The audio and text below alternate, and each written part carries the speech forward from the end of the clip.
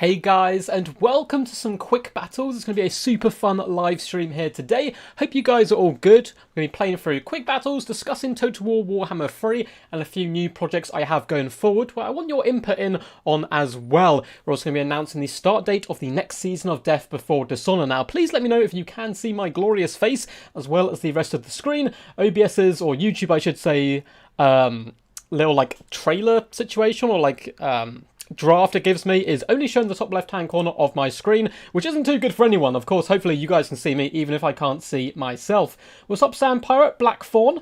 I'm not even going to attempt to pronounce that, I assume, Russian name there. And Zachary, hope you guys are doing all good.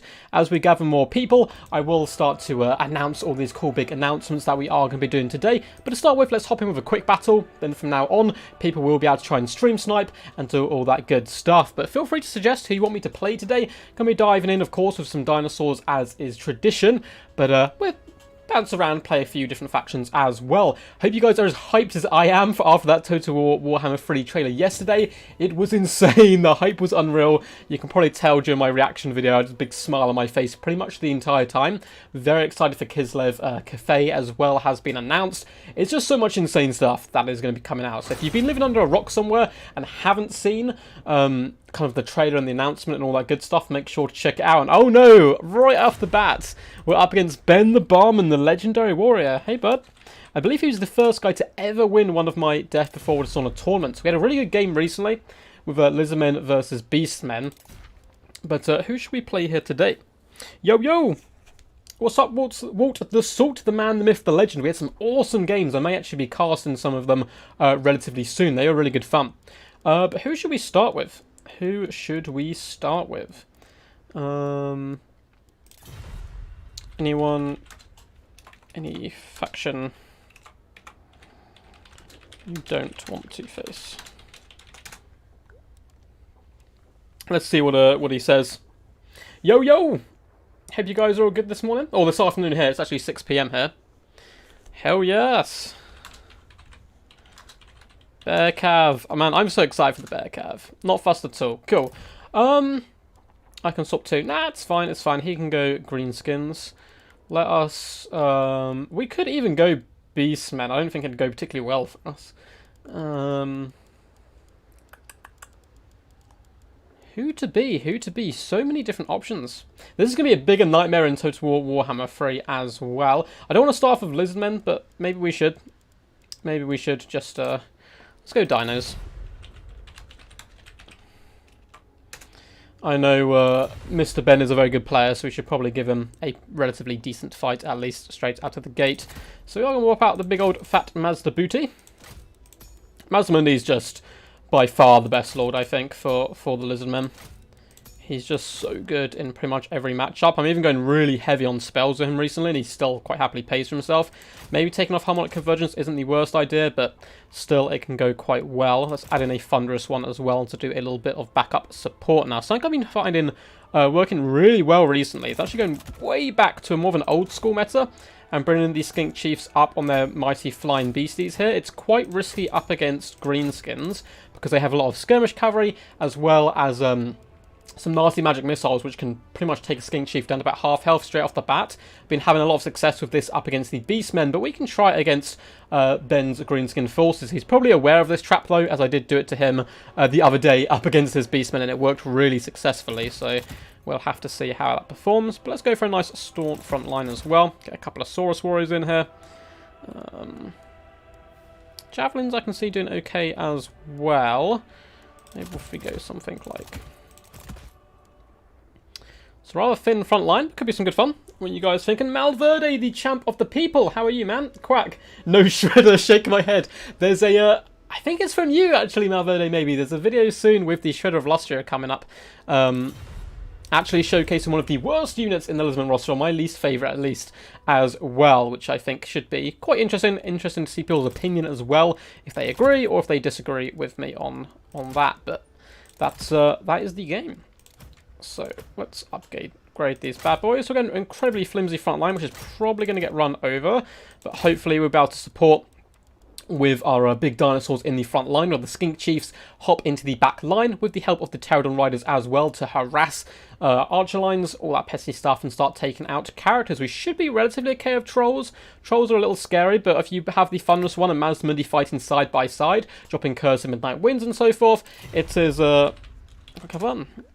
it's normally a good day up against the trolls, as they get tear-outed rather easily.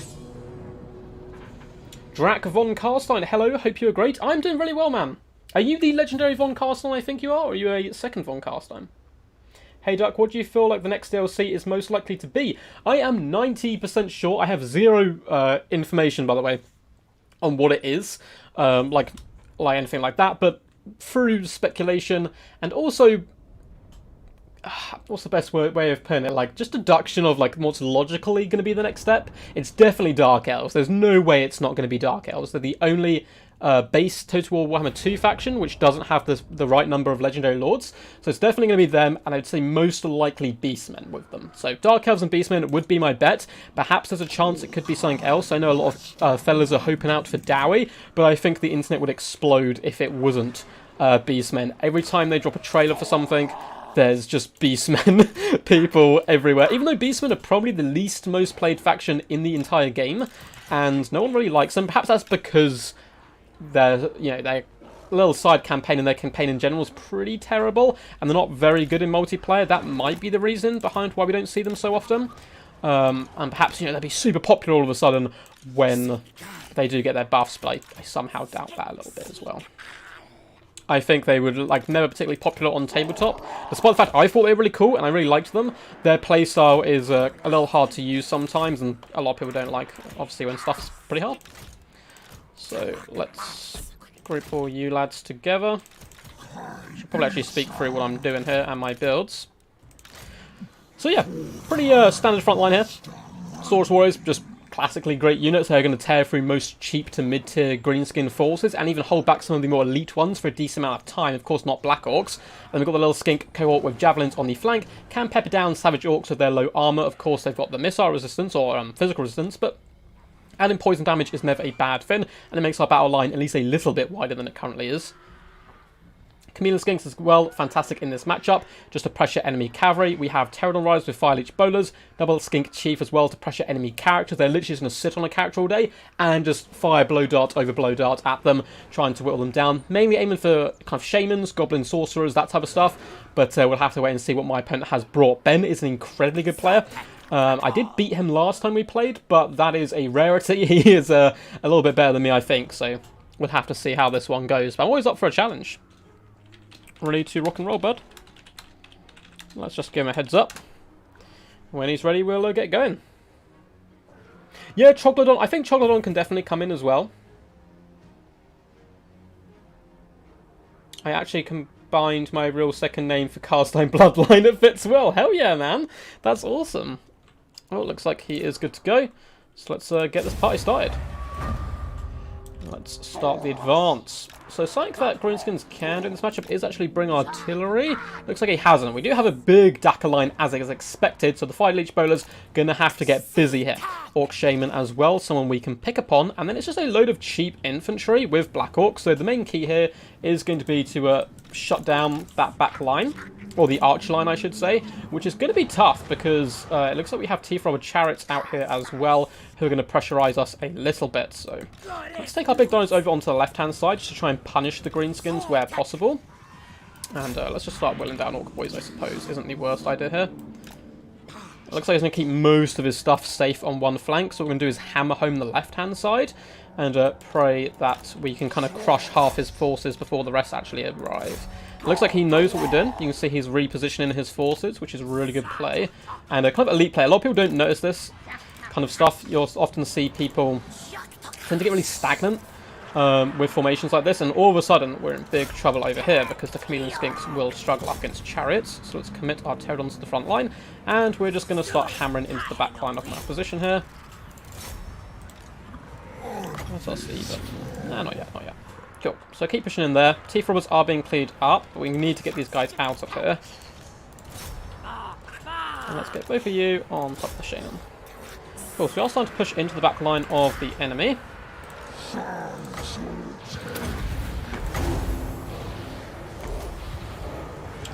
banishment down as well. Onto rusty arrows, which is always a good idea.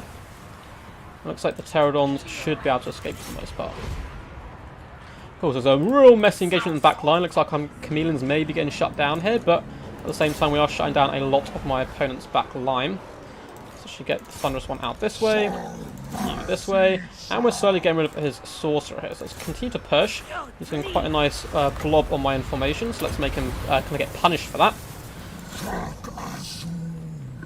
And he's splitting up his troops, which is a really good display here. Of course, the Shaman should be going down as well, just a good consistent fire. Thunderous one is slightly isolated, and we're of course losing the infantry fight, which isn't good at all. But we have taken off the enemy's magic. I want to finish him off for good as well here, and then hope the big Mazda can carry the day. So let's get our big beasties back together. Let's keep pressuring over here.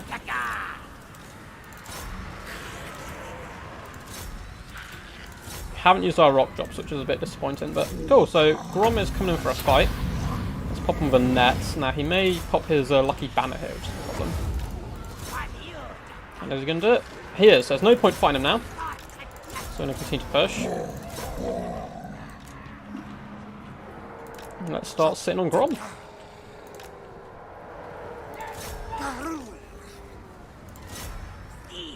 So pretty scary fight so far, not going terribly badly. Let's drop a big fat curse there.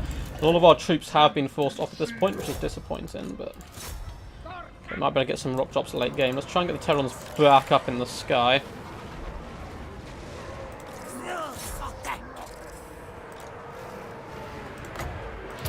Okay. Some banishments and stuff would be really nice now, but we're obviously waiting for the cooldown. And he's managed to rally back a lot of the archers, which can happen. Getting some stun to okay damage, but nothing insane. In the back line, I probably shouldn't have commit those Pterodons. We probably should have just tried to keep them in action as now. I think it may be a death by 1,000 rusty arrows here. So let's take let's go over on these guys. We'll bomb the archers, see if we can force them offline. Oh no, Mazda, don't break. We need you in the fight.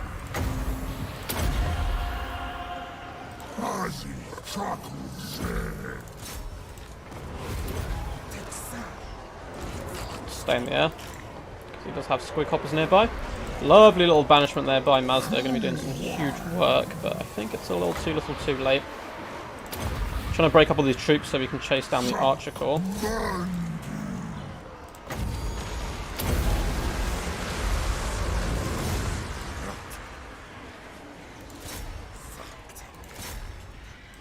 I think we're going to have to commit to diving on the rusty arrows anyway, otherwise it's going to be a slow death here.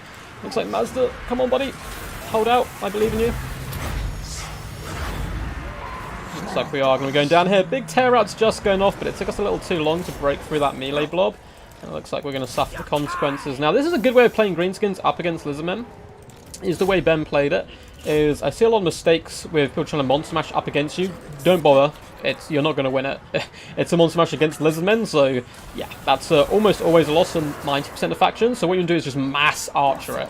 And as you can see, we managed to shut a ton of them down early on, kind of flank overload the left-hand side, but then he managed to pull back. Greenskins are pesky little troops. We didn't have anything in the back line to chase them down. We made a mistake early on with our Pterodons chasing those chariots, which basically cost us it, because if we could keep them in the back line and force off all those archers and away from Mazda, he then, you can see, just carries the infantry fight really heavily. Although Grom would have been a problem, but I think once the Lucky Banner kind of wears off, he doesn't really stand much of a chance against the two Thunderous ones. But well played to Ben, really solid stuff. As you can see, I kind of try to hammer his left-hand side. He like pulled it back and rotated round to hammer in, which is a good way to kind of counter a flank overload there. But Mazda still did 22,000 damage. The big boy, 193 kills. Thunderous one as well, pitting in the work. But yeah, big misplay with the Pterodons. Needed them in the back line to shut down archers. But there was plenty of them, 4 units, which really were the kind of breadwinners here. You can see fantastic damage value on such cheap troops across the board. Front line just gets pounded, which is to be expected here up against the big dinosaurs. Even the Black Orcs can't make their money back. So it really did come down to the fact they kept those archers online. Luckily though, I do like the double skink chief. Still did pretty good work. They have to make a lot more money back to pay for themselves when they're in the air, but you can see we shut down the Orc Shaman from the off, which can work really well. GG, yeah, that was a fun one, man. That was close as hell. Sufrael, because he can bounce around very quickly. Yeah, he's really awesome, man. He's like a giant duck as well, at heart. At heart. Hey, Duck, what do you feel? Oh, yeah, sorry, I already answered your question, man. Maybe Debiggin. We can see Debiggin in here.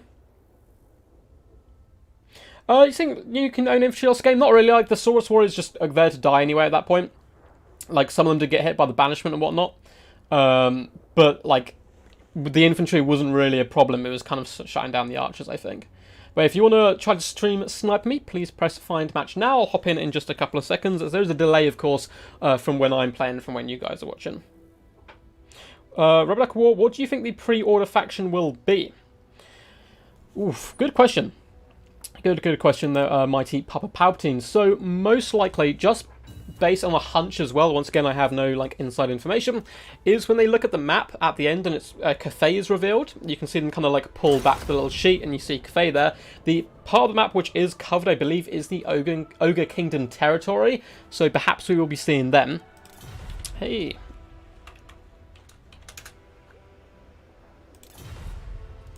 Let's pop into a faction because it looks like he doesn't want to pick one.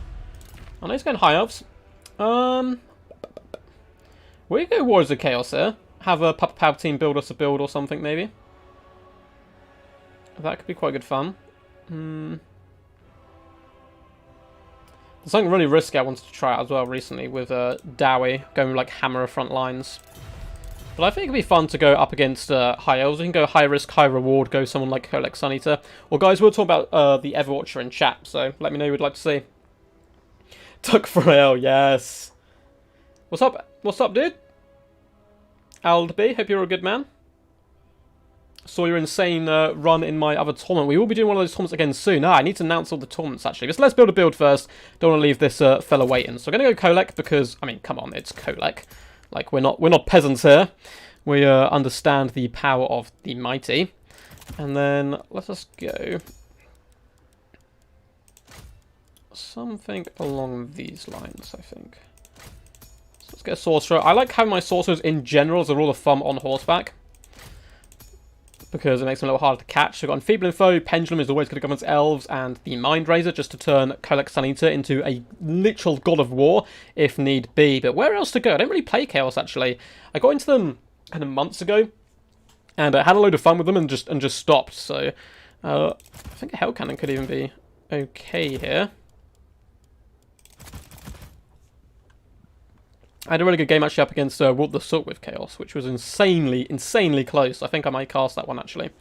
But obviously got a lot of replays to get through. Is Archaon the strongest lord at the moment? I would say not. I would say probably not. He's very good, but maybe Dragon Ogres chariots can be nice. Alright, let's get some Dragon Ogres in here as well. I'm going to have to speedrun. That was my bad for distracting at the start. So let's get some Drag Ogres. I'm going to go Kolek. We do need to get the Giant Duck in, so maybe we'll do 2 Chaos games today. Bring out another one. Let's just go for a load of basic stuff.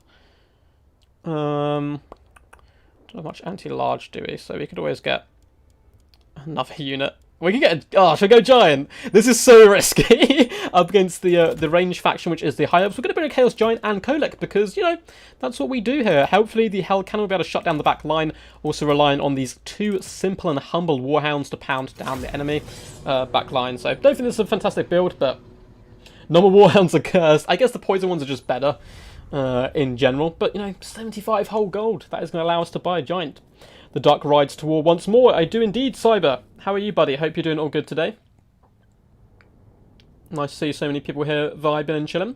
So yeah, Death Before Dishonor, Season 7 is back, baby.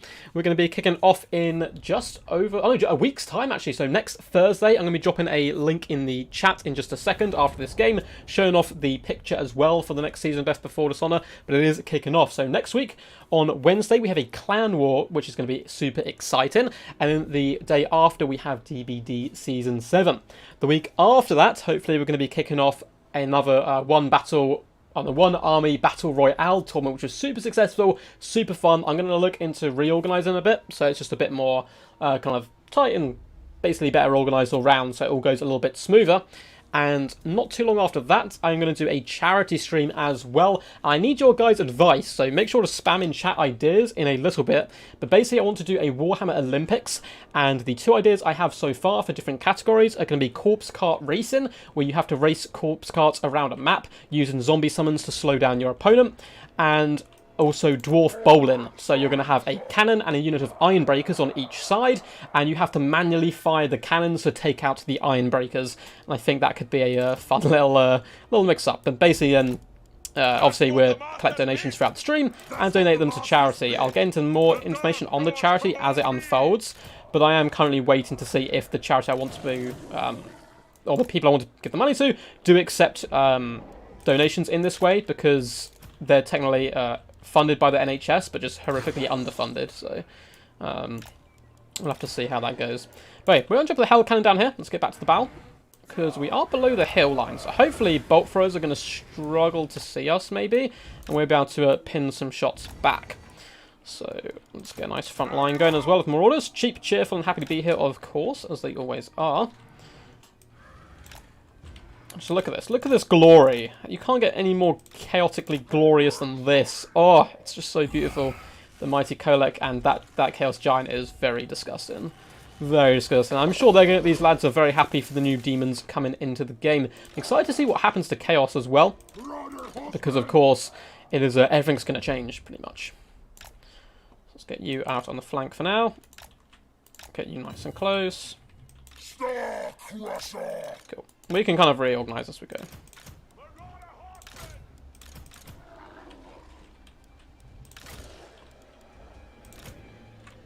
Let's get Hell Cannon here.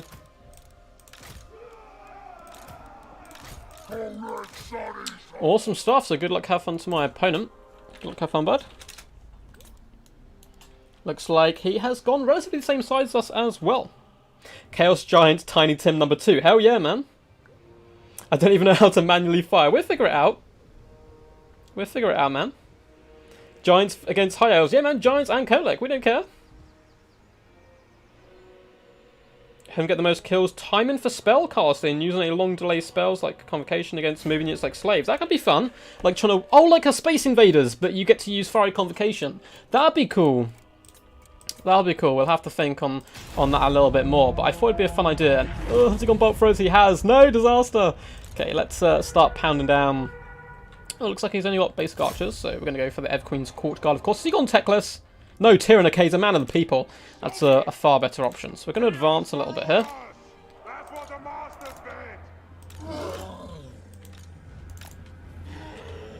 Bolt throwers currently going after our skirmishers, which is fine.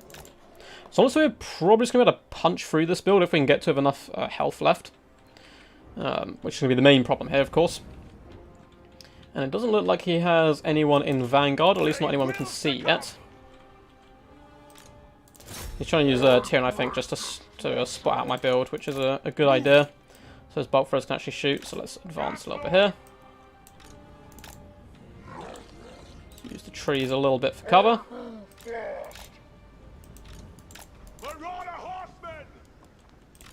What is all this defensive play? Expect aggressive High Elves. We should be able to actually whip through this nice little gap as well. If that is all his build, it might be hidden stuff. Okay, he's coming in for... I don't have Melkoffs, which is probably a blunder on my part. We want their eyes!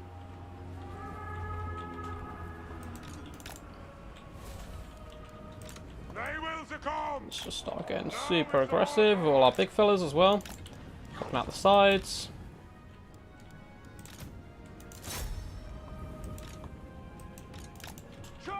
That's right, Tyrion, you know what's up. You know what's up, run, run!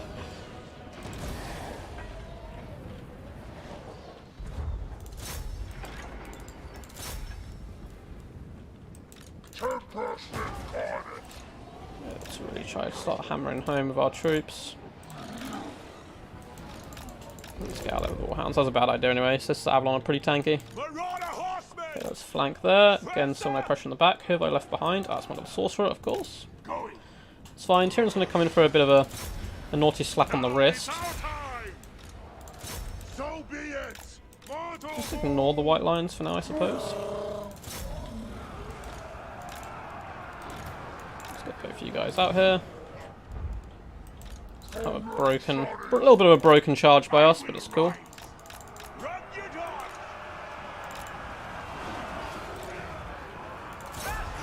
Let's continue to force our way in the back lines. Shut down that unit of archers, pull in. That should hopefully force my opponent to pull in his sword masters. Let's just charge into combat here.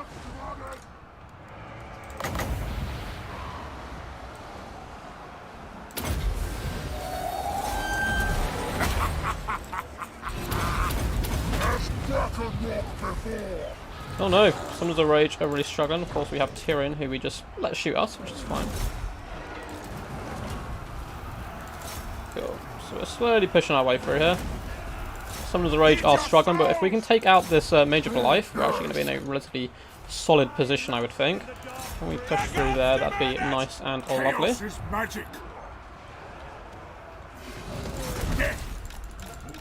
see if we can disengage these Warhounds there. So he's going toe-to-toe up against Tyrion.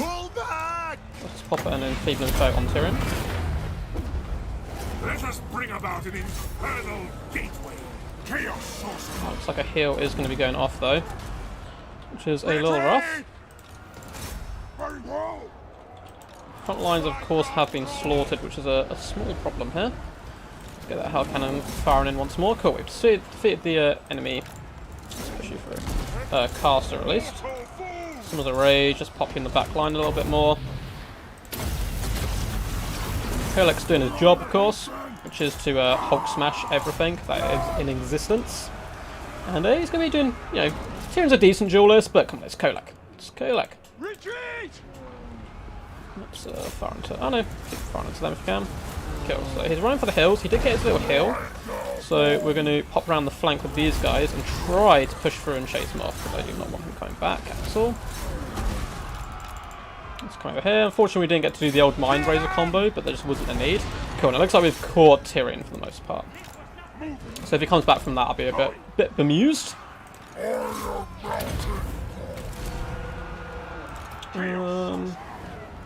Not too much need for magic, honestly, at the moment. Just going to even fight these guys anyway. Cool, Tyrion has been force filled. I think that's going to be GG's.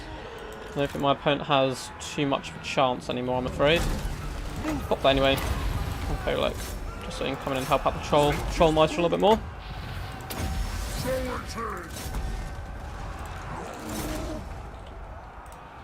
Yeah. Well played to my opponent. Kind of bowed out there at the end, but it was pretty much game over. It was a decent-ish little build. Big problem is one of the bolt threads kind of got dragged out of formation, and it's just the traditional high elf problem of I could just walk through the front line. Like, yeah, Silver and Guard and White Lions are going to beat my cheap and cheerful Marauders, but the Giant can just plow through, Kolek can plow through, and 7,000 damage on him, 2,900 damage value, still about half health as well, slaughtered Tyrion in hand-to-hand combat, and then just walks over to the Archers and the Sisters, and then once that happens, it's just big monsters against little infantry, and that tends to not fare too well for the forces of the High Elves. Hell Cannon as well, did pretty good for itself, 1,300 damage value, and a pretty decent damage delta as well at 5k. But again, well played to my opponent. So if you guys are trying to stream snipe me, please press find match now. Fireball and Hidden Well. I was expecting some Fireball. Another idea for the Olympics, everyone gets a Shredder of Lustria and you can only use the random dart shooter to damage others. And one with the most HP left at the end wins. That's quite cool. That's very cool. We can maybe do a similar situation as well, like the Thunderous one maybe? Because he does like the random electricity shots. But I'm not sure how to implement that in, because I don't know if it works against single entity monsters itself. But yes, Giant solo carried this. Giant solo carries everything. Giant's underrated. But I think Kolek there, to be honest, kind of just pushed through and slaughtered Tyrion. But of course, the Giant's going to win the infantry fight then. Especially when your opponent aims everything at Kolek and doesn't kill him. You know you're in a bad position if you're the High Elves there. Chaos Giant's OP! OP, it's confirmed. It is finally confirmed. No one wants to believe us, but we know deep down. We know. Hey, I've played this guy a few times before, I think. Hey. A lot of bad luck with 2 bolt throws not killing the artillery. Yeah, I think it was just hill placement, honestly.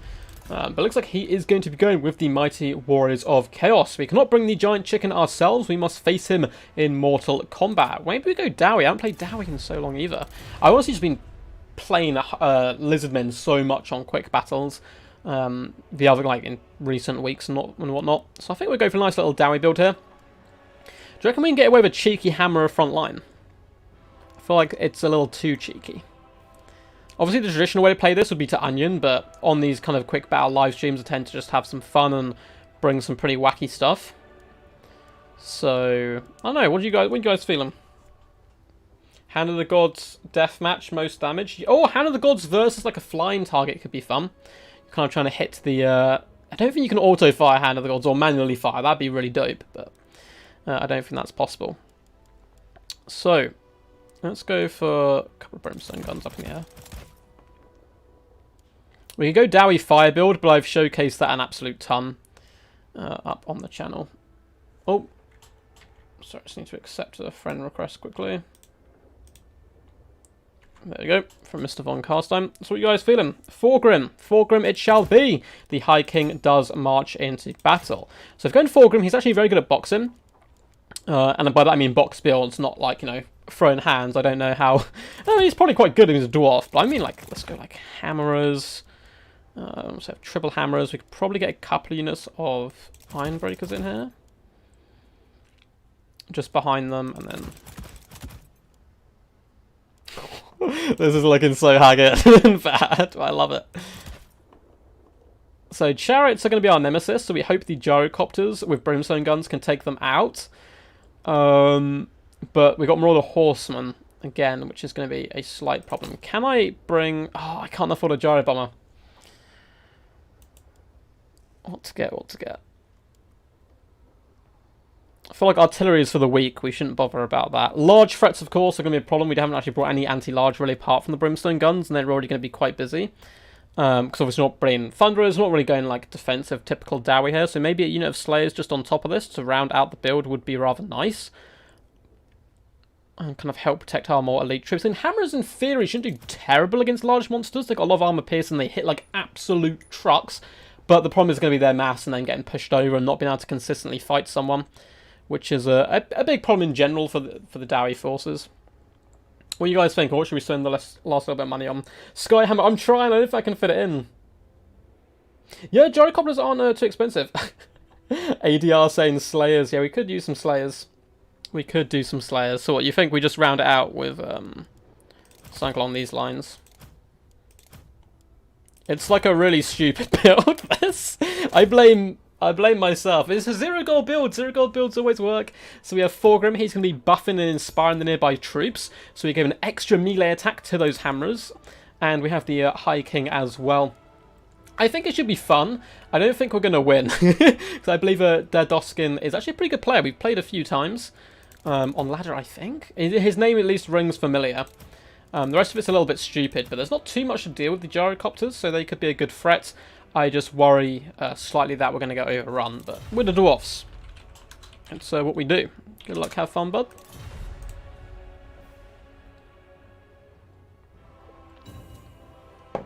Cool, after this game, remind me to link the challenge page, just so you guys can sign up for Death Before Dishonor. I'm so excited. The last season was... It keeps on just topping itself, like, every season, so... I'm excited to see what this one brings. And when we get like the new DLC, I'll make sure to do another one as well. Hopefully on release day. We'll try and do that whenever that does arrive. I'm assuming there's going to be a DLC probably in like 3 months, maybe. Maybe roughly around that time. And then the big build up for the final Total War Warhammer. Speaking of which, I was going to discuss a lot more about that today. What were you guys looking forward to? What do you think was missing from the trailer that they're going to put into it? Obviously, we only saw one form of demon, which was really Khorne demons. We haven't seen no Zinch, Nurgle, Slash, any of those ones. And we only saw Kislev, so I'm 99% sure we're going to get another cinematic trailer at some point showcasing Cathay and one of the other demons, which I'm really excited for because their cinematic trailers are amazing. So let's get these bad boys. So front line's going to be Ironbreakers because, come on, they're just super cool. Then we'll counter-punch, of course, with our lovely elite infantry. It's always surprised me in lore that hammerers are the elite bodyguards and not ironbreakers. When you actually break it down, and look into it a little bit further, it's because the Ironbreakers are kind of underground. That's where they're fighting. Because they're so heavy, they wouldn't actually be that great on open field. But in the lore, they're always like fighting down tunnels and really kind of tightly packed places. So you have this heavily armored dwarf blocking your path. If you're like a little Skaven, you're simply not going to be able to push through it. And let's get the little gyrocopters flying over here. Let's split them up a little bit. Cool. So it's a fun build. I like it. I'm vibing with it. We'll have to see how it performs, however. So let's group everyone up. For the ancestors! For the ancestors! Oh no, what did I do there? Miners! Did I accidentally lock the formation? I did something. Hopefully that won't affect us. As we go on, so you guys, and Fulgrim. I'll be so annoyed if my opponent's brought like double Manticore, which isn't completely unheard of here. We're so doomed with our poor gyrocopters. But look at Fulgrim, look at him. I haven't seen him in battle in so long. So he's brought Stand Your Ground. Oath of Vengeance is actually really nice, learn the melee defense of an enemy combatant. But these are the real nice buffs that he has. So if he gets below half health, he actually buffs map-wide all of the dwarf forces. So you want to take him out, right? Because he's given extra melee attack. But if you start to do it and fail, he's just going to be buffing his own troops. We might even want to go a little bit tighter here, actually, with our formation. Just so we can try to ensure we get those juicy buffs there. But yes, I'm not very sure what they're going to do with Chaos Warriors. Yeah, I'm excited to see how they affect Chaos, and I've got a feeling if Beastmen is the next DLC, we're going to see a lot of demonic elements to them. So I believe in lore you had like Cornagors, that might be the complete wrong term of it, but Bestigors who worship corn, so they get alterations to them. You get marks of chaos as well, like mutations from chaotic gods to help buff them and all that kind of good stuff. Let's pray for better sieges in Warhammer 3. I agree though. Fulgrim has the Nakai treatment. Yeah, no one loves him. No one loves him, I'm afraid. What's 2 meta Malverde? Hope we get marked Warriors of Chosen. Yeah, that's what I think we're going to be getting with the Beastmen as well, I'd say. So let's see. Oh, and here's God Double Manticore. Ah, cry in terror. Cry in terror. Oh my god, he has double Hell Cannon! No! God, I hope he wasn't watching the stream. I probably should have put a cover up.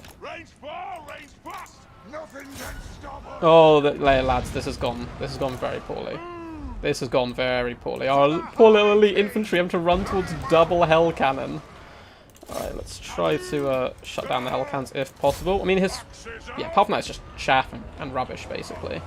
So we'll kill everything he has. Our kiln will be a boat problem. Alright.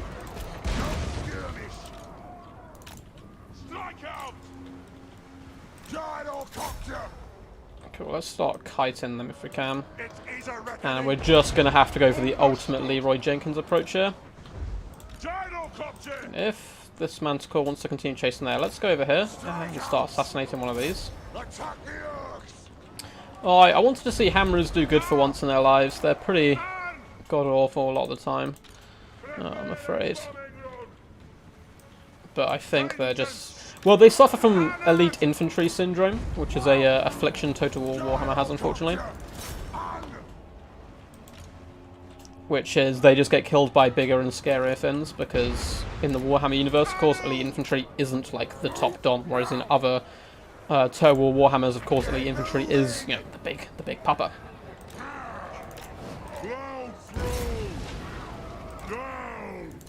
If he wants to come in with Archaon here, I'm actually kind of happy to do so. So let's nuke his front line quickly. And we'll just start pushing through as quickly as possible, I think. Fulgrim's obviously going to go for the Leroy approach, charge him.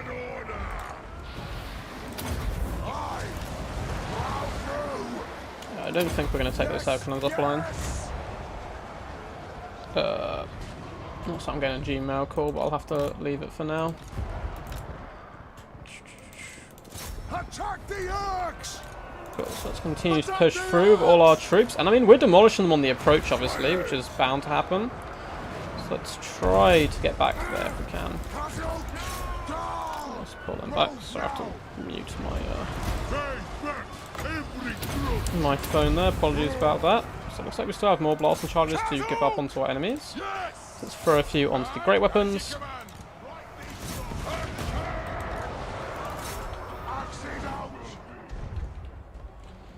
Good stuff. So I'm just looking around the map.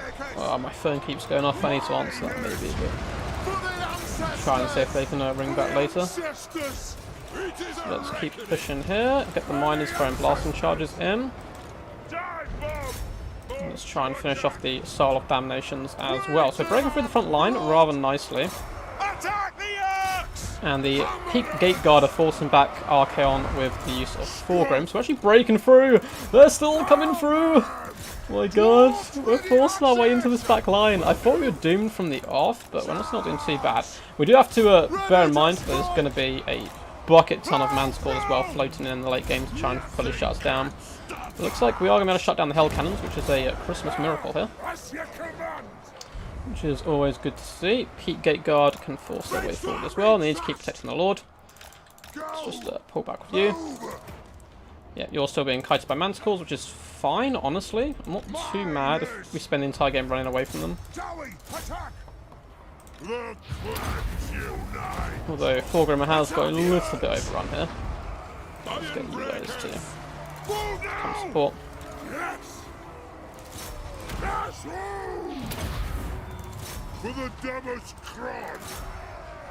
Oh, sorry, my phone's like going off like absolutely crazy. It's distracting me quite heavily.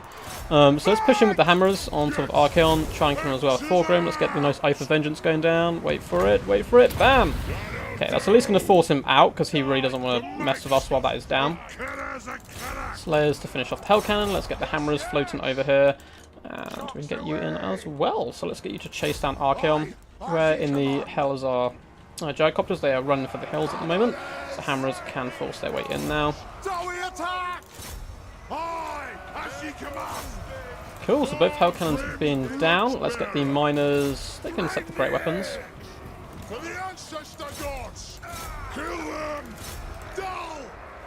Hell Cannon is now completely gone. We're looking pretty positive, guys, honestly. I mean, the Manticores are going to be the problem for when they do finally return if my opponent decides to bring them back, which he needs to be honest, at this point. Because Archaon can't do everything himself.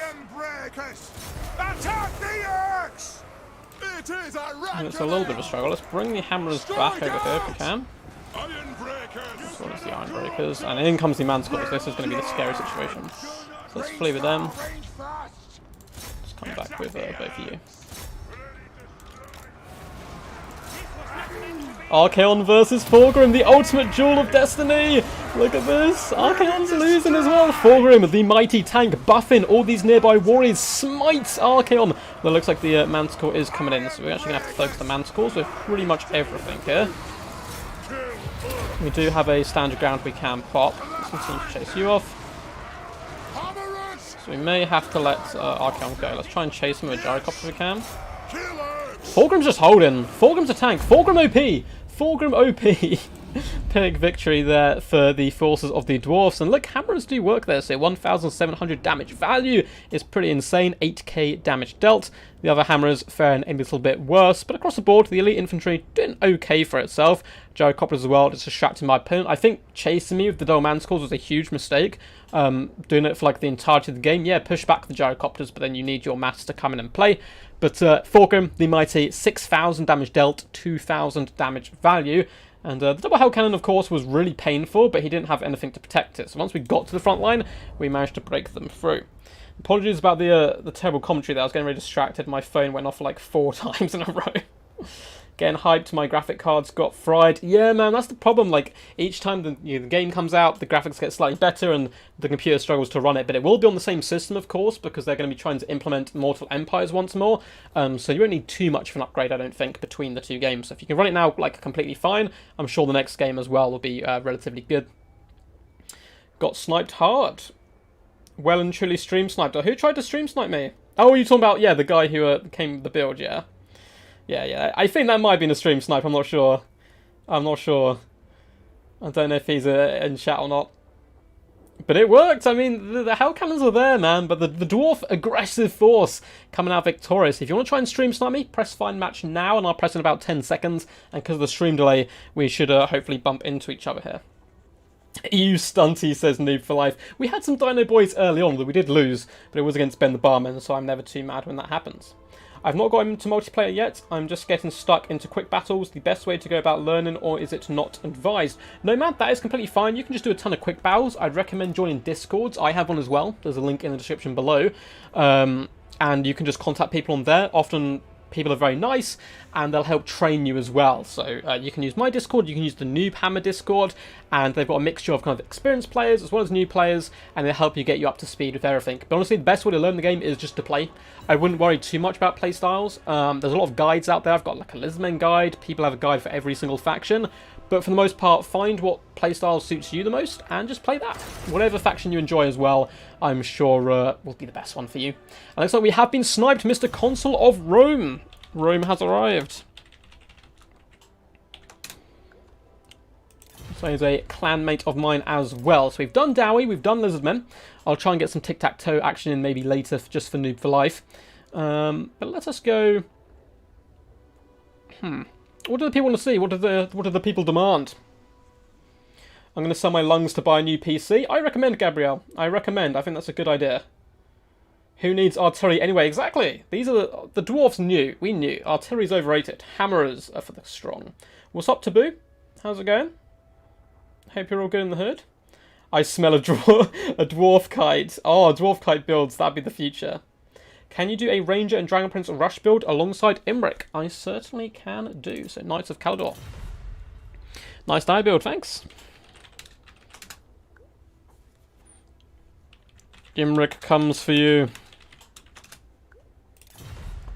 So it depends on my opponent goes. Obviously, if he's a faction which doesn't have a back line, there's no point in rushing him. Now, Consul Rome is an incredibly talented player. Member of my own clan, and he's one of the examples I use actually to newer players if I break down one of his games on how to play defensively. He's a good aggressive player, but incredibly well versed player in protecting the back line, and instead of being stagnant or static, he is proactively defending his back line all the time. So hopefully we'll be able to see that here today if he does bring... He likes High Elves and Empire quite a lot and has lots of guns, and he'll intercept with cavalry and units out of the blue you didn't even see were there. It's an absolute nightmare. I will do what I must. Not my High Elves. You going, Brett? He may well be going Bretonia here. Someone asked for Dark Elves. We got a call for Dragons, Tomb Kings, Empire, Beastmen. We have everything. We have absolutely everything. But I'm assuming he is going Bretonia here, in which case, of course, we will be going Dragons. So you guys wanted a Dragon Rush with Imric and Dragon Princes, yes. Yes, okay. So just a heads up, Imric is not competitive in the normal sense. I think he does have niche sometimes. Yeah, go for it. Consul actually has some really funny, like, foot Britannian builds as well, so you might have to prepare for that a little bit. But if you are going to go Imric, because he's really fun to use, he's the ultimate glass hammer, almost always want to be bringing alongside him a Mage of Life Magic just to heal him up.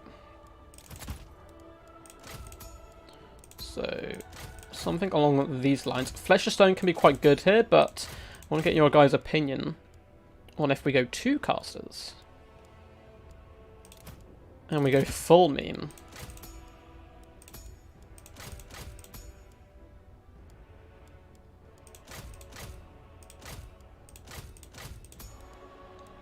So something along those lines. So we have 2 dragon characters, as well as a healer, who's desperately going to be panicking. I don't know if you guys have seen, is it Band of Brothers? It's a World War II TV show, and there's an episode based around the medic, and one is horrific to watch, but all he hears, basically, he goes and saves someone, all he hears in the distance is medic, he has to run and save them. That is going to be my Mage of Life today, simply bouncing between the 2 dragons, going, medic! And trying to get in there and save them. So let's get a few of them. Someone wants a Dragon Princess as well. Oof. Now this is a build. It's certainly a build. If it's a good one, that's a different matter entirely.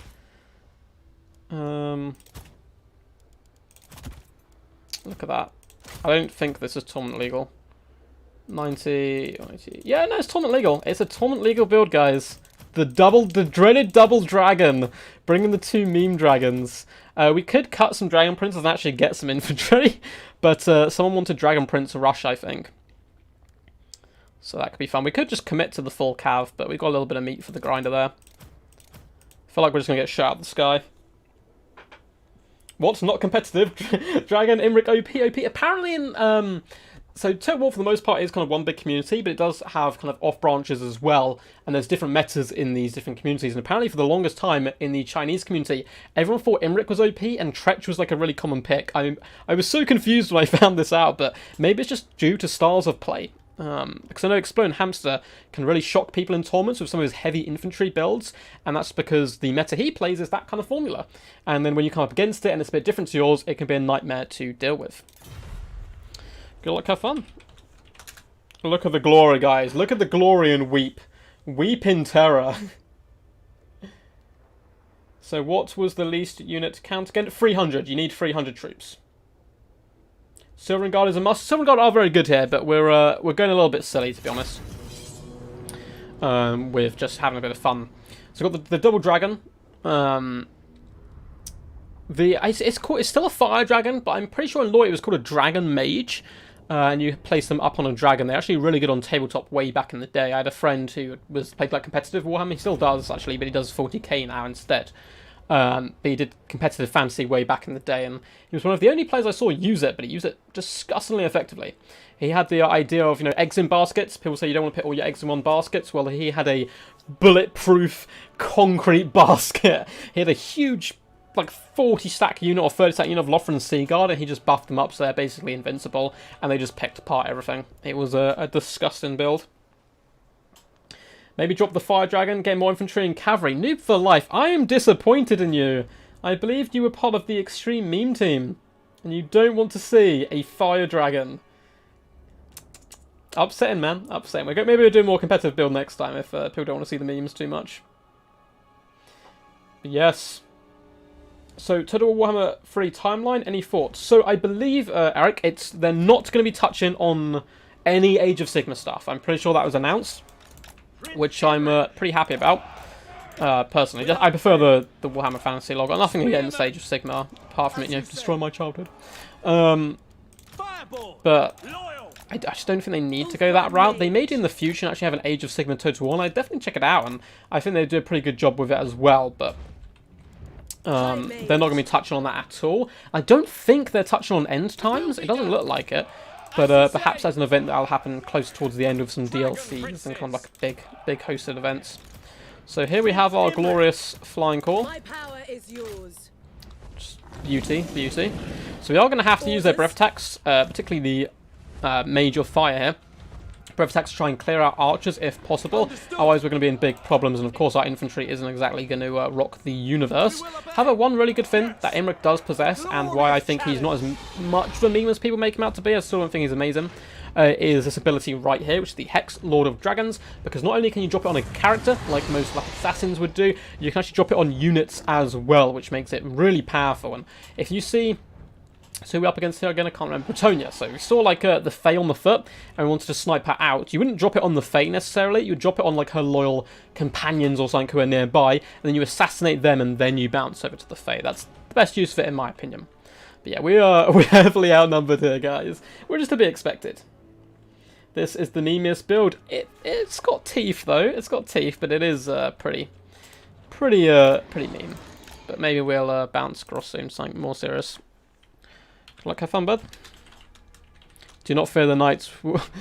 Do not fear, for the knights will be your shield. Oh no, has he gone full cavalry? He may have gone full Rohan against us, which I will be very impressed by if he has. But 1,000 troops, that's quite a lot. So maybe he's just gone.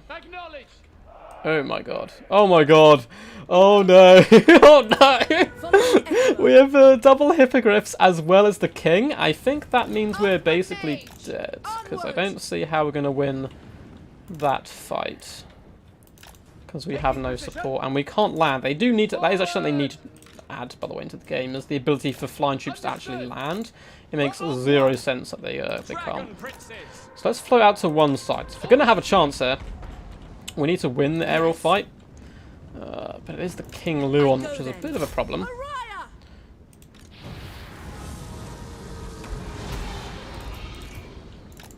Let's group them together.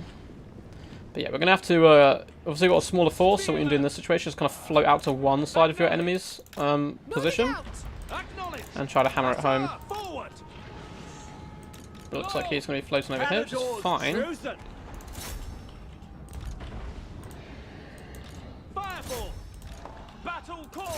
try and snipe them. Line up the troops. Glory is mine! Without fail!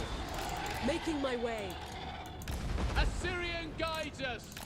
For the Ever Queen! These cowardly Britannians fleeing before the might of the Elven forces. It's to be expected of manlins, of course, but... Oh no, what are you doing, Imric? What are you doing? I told you to come over here. Oh no, okay, that's game. That's game, I'm afraid. Oh, that was a huge mistake. I thought I told him to leave. I must have only selected the one dragon. That's a huge micro oopsie on my behalf. Looks like we're going to be able to escape here. And no, I've done that then. Ugh. Oh, that was a bit of a micro nightmare. Run. Run, run, run, run, run, run. Firefall! It shall be done! Uritha! For order! Let's just keep you guys as far away from the enemy as possible. That would be the goal here.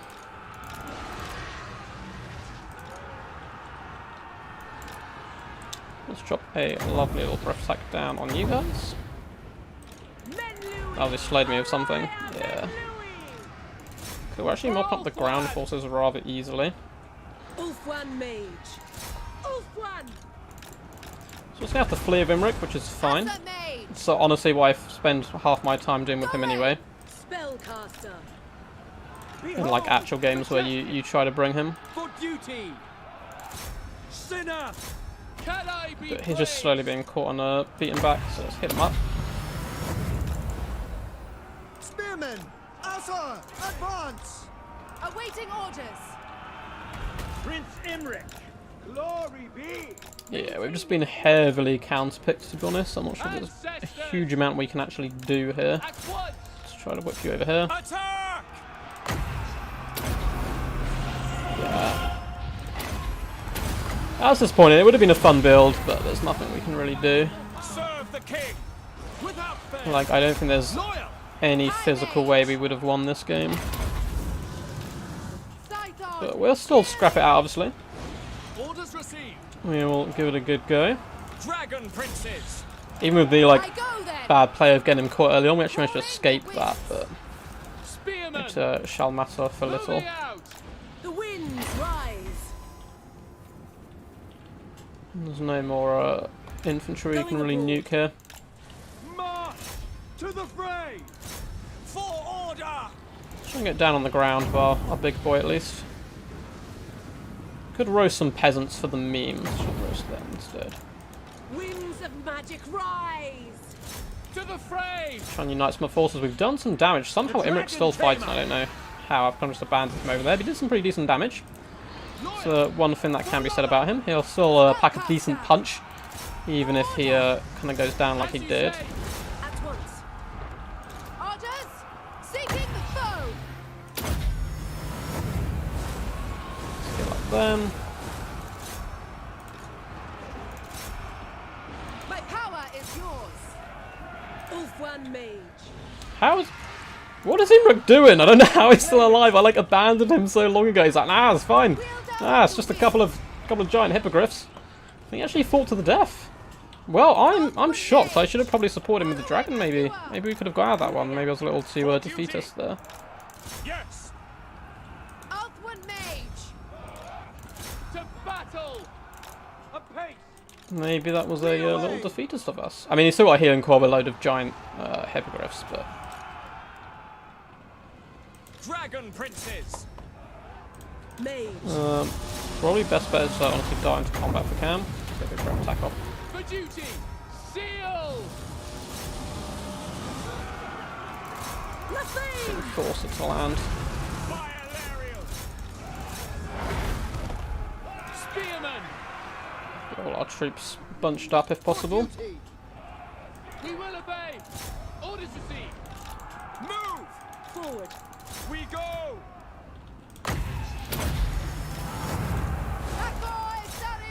Cool. We're basically going to be a big old fat walking blob now. And try to stop him from picking off our units. I mean, most of his range is dead, so we don't have to worry too much about that. Although he has got the trebuchets back in line, which is disappointing. But we can keep pushing towards this side. Just leave the trebuchets for now. And then flee with our dragon. The foe. Orders received. For Assyrian. Setting forth. Fireball! Forward!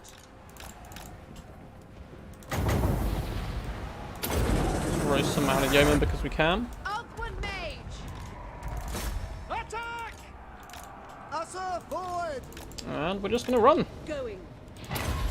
Well, there looks like, is it a foe seeker? Yeah, it's foe seeker, which is making him catch the dragons. Okay. Mage! It is done! It shall be.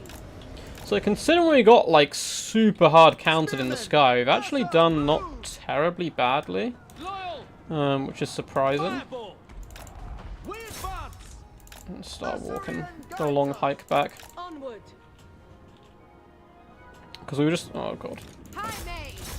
how? Oh, it's a long way to the edge of the board, but we're risk the mage. Fireball! Spearmen! Setting forth. I think we got, so we can't allow them to come back. Keep running, keep running. I wish there was a mode you could like click your people on so they actually skirmish like forever Go then. and just keep falling back if it's like physically possible. But again, that'd be really annoying to kill you. Dealing with people kiting, I suppose. So let's really hammer home with the knights as quickly as possible. To battle! Attack. Run, almighty dragon!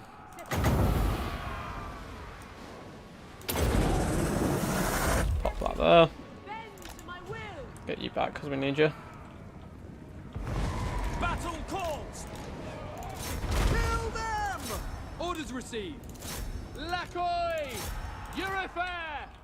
Ugh, might as well chase them off because I think they're Fireball! going to come kill us regardless. Death Pressure to you. all! Yeah, and the dragon, the big puppet dragon's gone, I'm afraid. Loyal. Loyal. Just a wall of elves? I mean...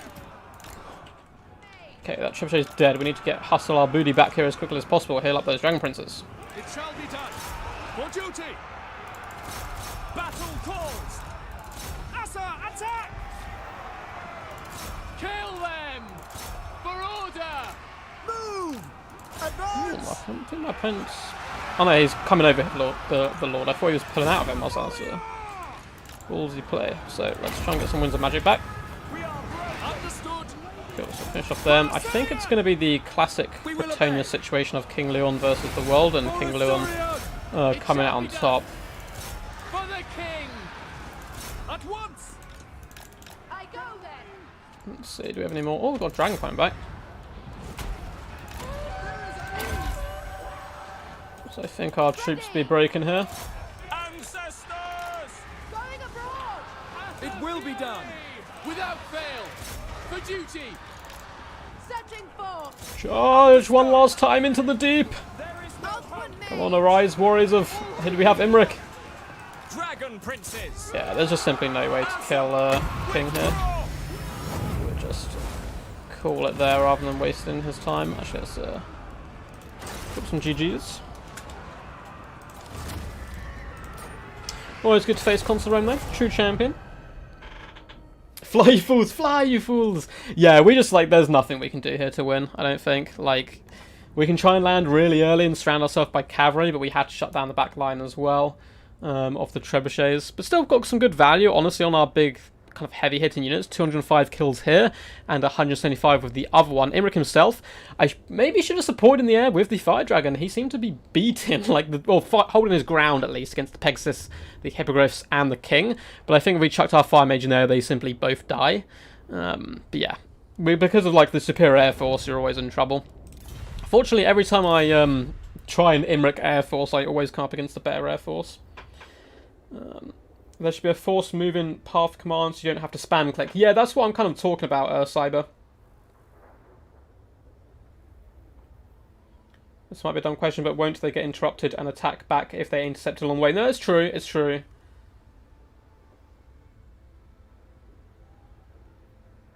So it's home of Discord number 2. What's that, sorry, mate? Final countdown chorus slowly intensifies, yes. Yeah, it was a bit of an anticlimactic, unfortunately, with the forces, because we just got mulch in the skies, but it is what it is. Anyway, if you guys do want to try and stream snipe me, please press... Actually, don't press fine match now. Don't do it yet, because I have stuff to finally do. Fast stuff to finally remember. Bam! Is that the right one? No. Where are you? Bam! Death Before Dishonor Season 7 is going to be kicking off next Thursday. I have a link exactly to where you can sign up. This will be posted in my Discord as well if you're watching this at a later date. But kaboom! Kaboom! So, of course, it's going to be the pretty standard 4 qualifiers. The winner of each qualifier will come together in a big, fat, grand finals. That's why you bring Imric on horseback. Imric on horseback can be funny. But again, like, the main fun of Imric is, like, the impact he has, where he hits quite hard initially, and I think that's where he's kind of best on his dragon. But at the same time, I can see the horse doing a pretty decent job. So we're popping to a match now. Fly, you fools. Yes, what are you guys most looking forward to? What's up, Anubis? How's it going, man? Good to see you here once again, as always. It's going to be a short little stream today. Probably go for about 2 hours. I've got some few things to do afterwards. And maybe a stream tomorrow, maybe. I might be doing the Lizman tier list. That did win our poll. Hey, bud. Yeah, the Lizman tier list won our poll. I was going to do a duck tier list, but it looks like that might have to be saved for a different occasion as well. So someone asked for Beastmen earlier, someone asked for Empire, and there was one other faction. I can't remember who it was. Oh, was he having problems loading in? So I'll check. It's got like a loading symbol, which is normally a bad sign. That might be a bit laggy. I'll give him a couple of seconds. Oh no, I'm late. Don't worry, Leo. We're still here for probably about halfway through now, I'd say. Yeah, pathing, like having to like constantly click the path can be really annoying. I mean, maybe it's justified because otherwise people might be able to psych charge even more of single entities and so forth. But can I switch factions? Yeah, I can switch factions and stuff. It's fine. I just can't see what he's doing, so I'm afraid we're gonna have to drop out there and go again because I don't want it to be like a big lag fest. How are you at Skaven? I'm okay with defensive Skaven. I need to get a bit better with them all around. My main factions are Lizardmen, pretty decent with Wood Elves, okay with Dwarves, and a few more aggressive factions as well. Uncle Fester, hey! I'm sure he's very excited by the Papa Nurgle parts in the trailer. So, looks like he doesn't want to pick, which is cool. Let's go for one ourselves. So we've done Warriors of Chaos today. We've done Lizardmen, we've done High Elves. Pretty sure we did one more as well. But maybe I'm just insane. There's a good chance of that. Looks like he is going to be going for greenskins here.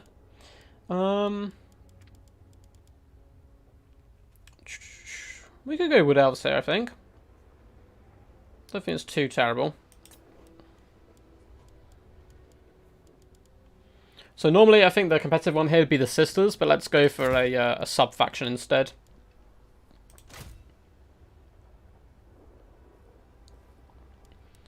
Bliss Nations is actually terrible. I don't know why I considered taking that there for a second.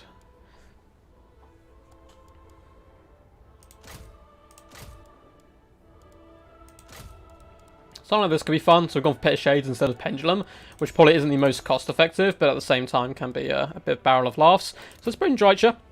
She is going to be on foot here. Ariel is really competitive, and I'd normally recommend bringing her. Normally alongside someone like Orion could be really deadly, but we're going to ignore her existence for today. And go for a bit of a different build as well. We could try out the Blade Singers. I know in theory they're meant to be very good, but I've really struggled to make them work competitively. Let's go for a kind of like Dryad front line. No, not Waste Stalkers. Let's get some Glade Captains.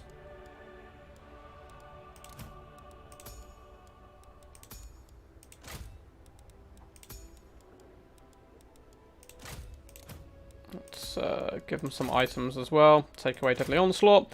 Now, do we want them on Mighty Steeds, or do we want them on Foot? Probably Foot, to help support up against Trolls, as I'll be expecting quite a few of them.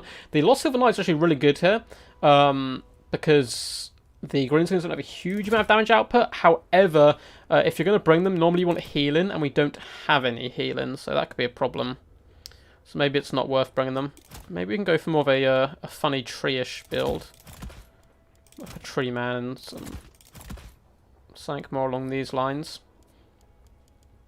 I think that can be some good fun. So it's kind of like the tree spirits plus a few elvish followers. What's up, Mountain King? How's it going, bud? Who is the people's champion, Imric or Tyrion? Oh, well... Oh, that's a good question. That's actually a good question. I was going to say Imric, but I don't know. People do love Tyrion. Luther Harkin's very powerful as well. So Kislev, Ice Cream Wagons, truth or myth? 100% true. If it's not in the game, you can come back here, clip this part of the video, send it to me, and I will personally deliver a high five to you if I see you in public. If there is no Ice Cream Wagons. Love the quick battle livestream to watch battle point of view. Yeah, we're just having some fun today, bringing some pretty weird builds, but it's going good. Can't those Lost Silver Knights just get Spirit Leeched or Death really quickly? Yep. That can be a problem, so they're just trying to Spirit Leech spam them, or Brain Buster them is actually a better way of doing it. But normally what you do if you're in the High Elf situation is you just bring Ariel. She comes with a free regrowth, and then she has the healing of Apotheosis as well, and the opponent just absorbs all the magic into the Lost Silver Knights. You put a decent amount of yours into it as well to keep them healthy, and then they tear out and destroy the remainder of the Greenskin force. But we're going to go for a janky tree man here. We don't have any backline pressure though, so maybe get rid of one of them and... anyone. Nah, let's just commit to the frontline slaughter. Who needs... Actually, that's good. Just as I say that, we're going to actually change that.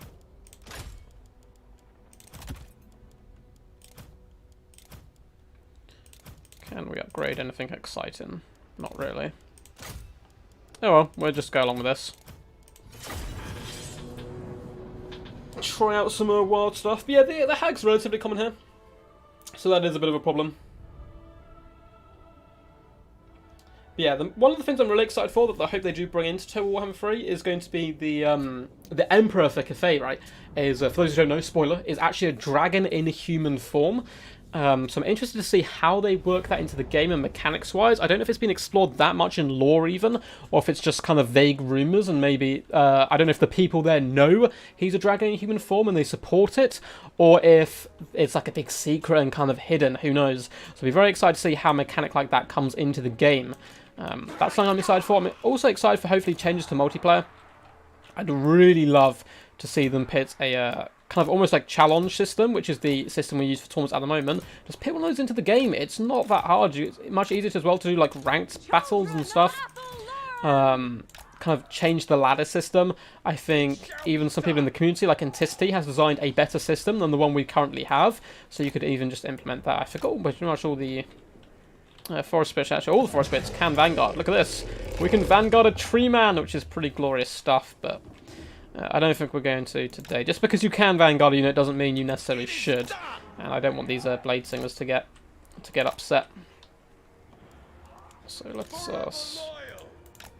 can you hide in there? You can. Oof, that's a bit risky, but we'll try it. Let's go nearish to the woods. I need to take the your Glade Captains off far at will. They're going to be darting in the front line, trying to help give that bonus versus large and buffing up the Blade Singers even more. And I believe the Blade Singers, yeah, we're probably going to want to pop the Whirling Death straight away, as we're not going to be dealing with that much armor up against the Greenskins. Especially if my opponent's gone Thematic. He had the Savage Orc Force, but you never know what he's actually going to do. I want to see fish people. We will hopefully see fish people. I don't know if there's any in lore. I'm trying to think. I mean, skinks technically are fish people, but I know what you mean. More like a aquatic race would be really cool. The main thing I really want is better sieges. Yeah, sieges.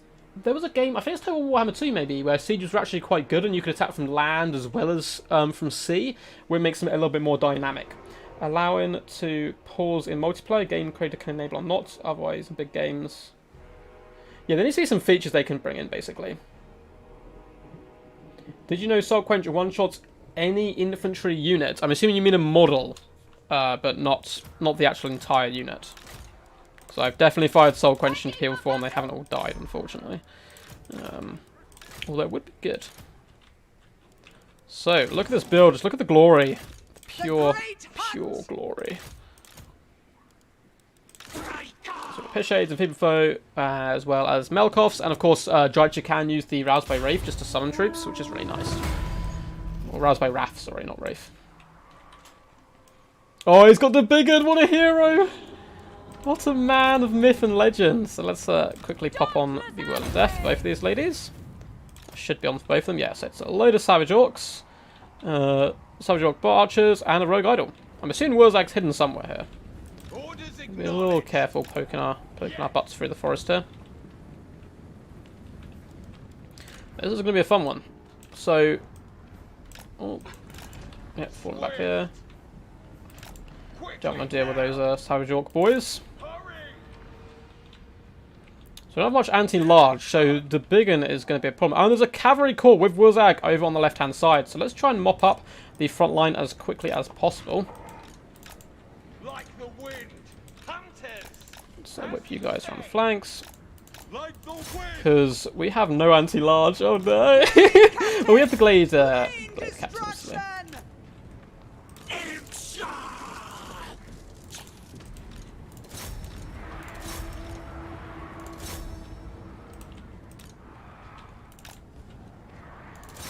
Try and support there. Make a stand! They will die!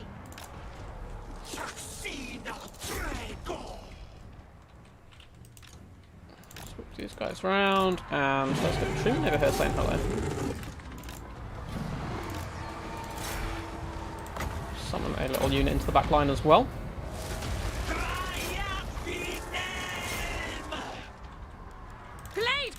Cool, so we don't have any buffs on you. Just get you in there.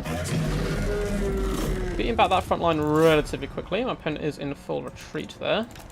So let's get you over here. But in comes the cavalry. This is going to be the scary situation, so we need to hope our troops can deal with that. Let's do some damage here.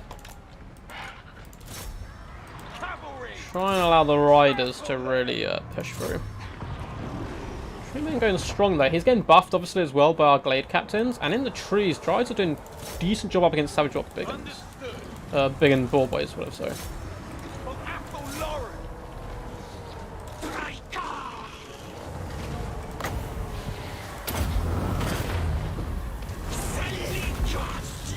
So we're trying to clear out a lot of this chaff. Let's get Glade Singers in here as well. Also, Drides is doing fine. No, nothing too crazy. Trying to get those Glade captains in the back. Let's ignore them for now. Yeah, Drides in the Woods, as expected, it is their home territory, doing a relatively decent job. We do have a Pit of Shades, we don't need to drop it just yet. Let's Melkoff, Mystify, and Miasma these guys. That's over here. So luckily, obviously, our magic damage is pretty useful in this matchup.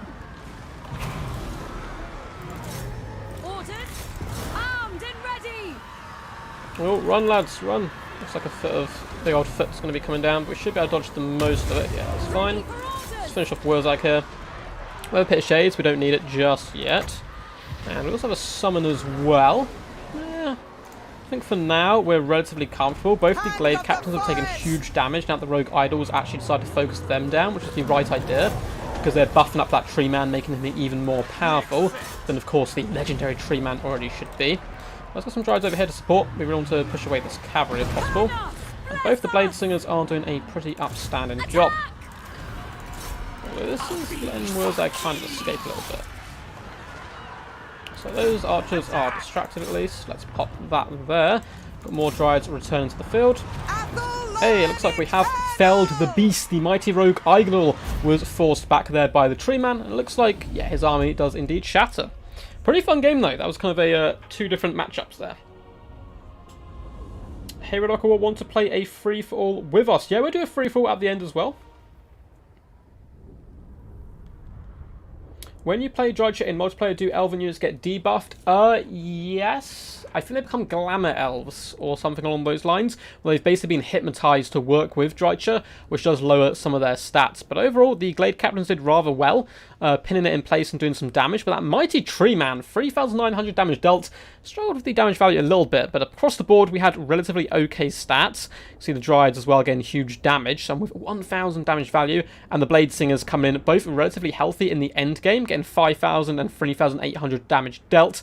Drycha herself not doing too bad, but it was mainly just kind of picking apart and taking away this build. But really cool build by Uncle Fester, coming in there with a Savage Orc themed force. Yeah, we will end it out with a... You'll know when you'll see it. Lobby is up, join us. It might not be for a little while, Poison Ducky. We'll do it at the end of the stream. We'll do it at the end of the stream. Ducky, do you want to co-cast our clan war with me? I promise I'll be a good boy and won't use obscenities or vulgar language.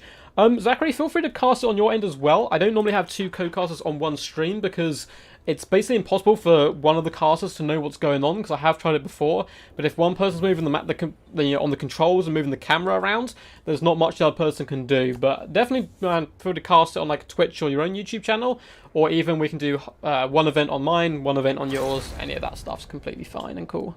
But I just haven't found a good format yet to have two people on one screen, pretty much. Hey.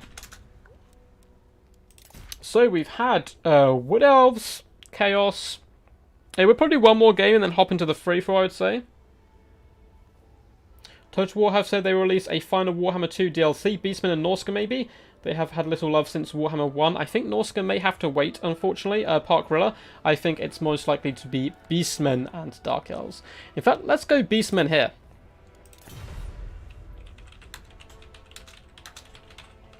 The Boosty Boys. And then we'll hop into that free-for-all as well if the guys are still willing to wait and it's going to be open. So, what do we do here? My pet's almost certainly going to bring Volkmar the Grim here, I would assume. As he can be very good. I've been having a ton of fun with Malagor recently, despite the fact he's not necessarily the greatest warrior in all the realms. So let's try Kazrak One-Eye here instead. We'll bring him on his Legendary Chariot. And as I like to do normally, I tend to like bringing the items on Legendary Lords unless they're incredibly trash. It's just very nice and thematic.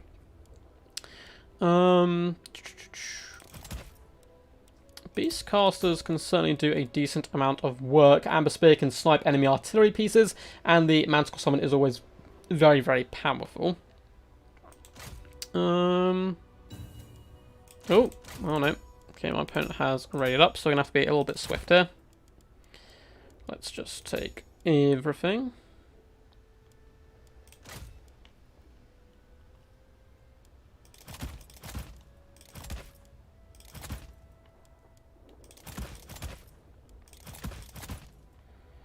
Probably also need to remember to bring a front line.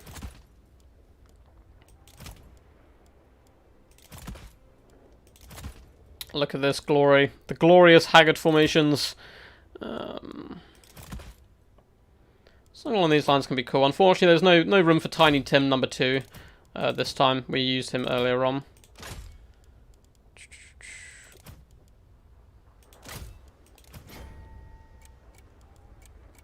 So, cheap and cheerful front line. Centicles to be the punch of this build with the Gorbel. No Minotaurs, but we'll see how it goes. It'll be fun. It shall be fun. I'll be Tomb Kings in the free-for-all.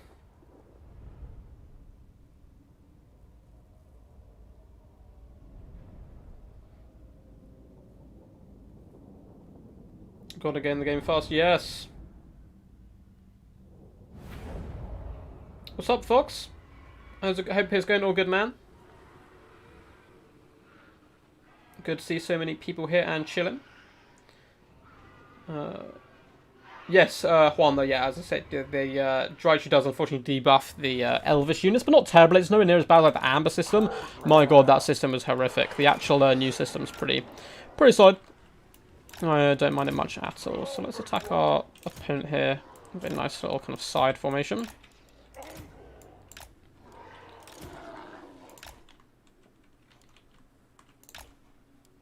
Okay, so he's got lots of range. That's quite a big map. So let's just hammer him from one side.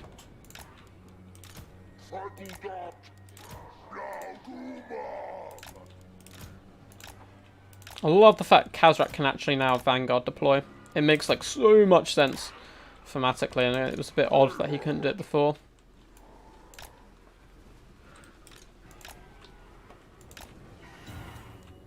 Looks like my opponent is incredibly eager to get going, which is fine, of course.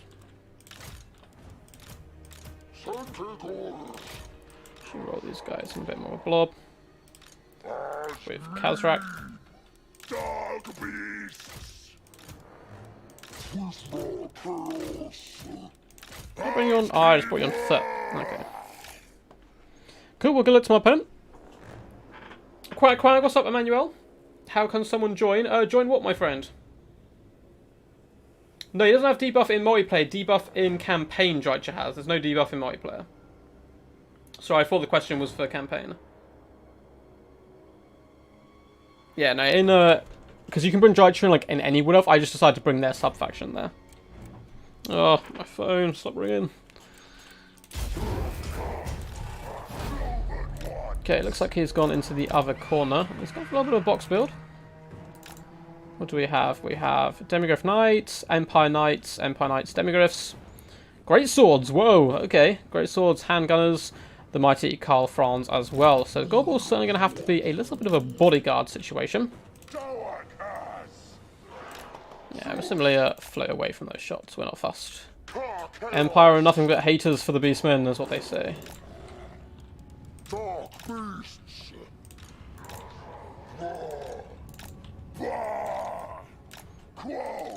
So if Karl Franz wants to chase Harpies all game, I am all for it. I am all for that action.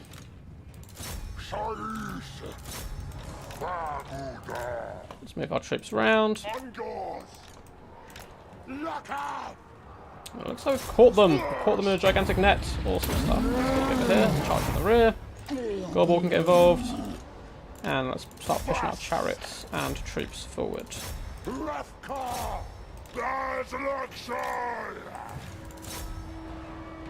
Cool, so we've broken the backbone there of some of his cavalry. And now we can afford to charge forward. Looks like he's going to miss a flamestorm or something, maybe a banishment. No, it is a flamestorm. Let's move on to the next cavalry. Try and escape with our hounds ourselves. Where's our lord? He's over here having a whale of a time. Let's just drop all of his buffs and debuffs. And let's get a look at something. Cool, Karl Franz is indeed just chasing troops. That is completely fine. So that's a mistake I think a lot of players make. Is just because Karl Franz is mobile doesn't mean you need to use him to kind of chase troops in the back line.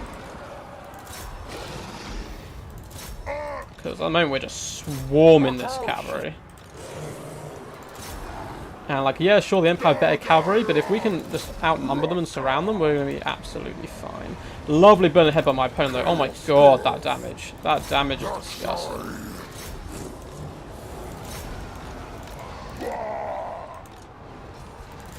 But he's going to come for it. Okay. Yeah, okay.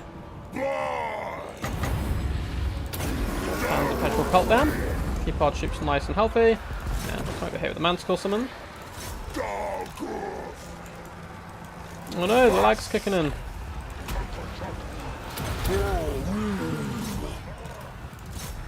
And we'll go after the mighty Franz Meister himself. So those Centaurs did flee, but they're coming back to the fight. Let's stomp these guys as quickly as possible. And then we can feast upon the rest of their infantry here. So Karl Franz is in the wrong neighbourhood, trying his best to go up toe-to-toe with Khazrak One Eye, but with Pan's Impenetrable Pelt, we should be fighting a little bit stronger than usual. Gorbel in here as well, with all his buffs and debuffs, should be more than capable of sorting out the enemy.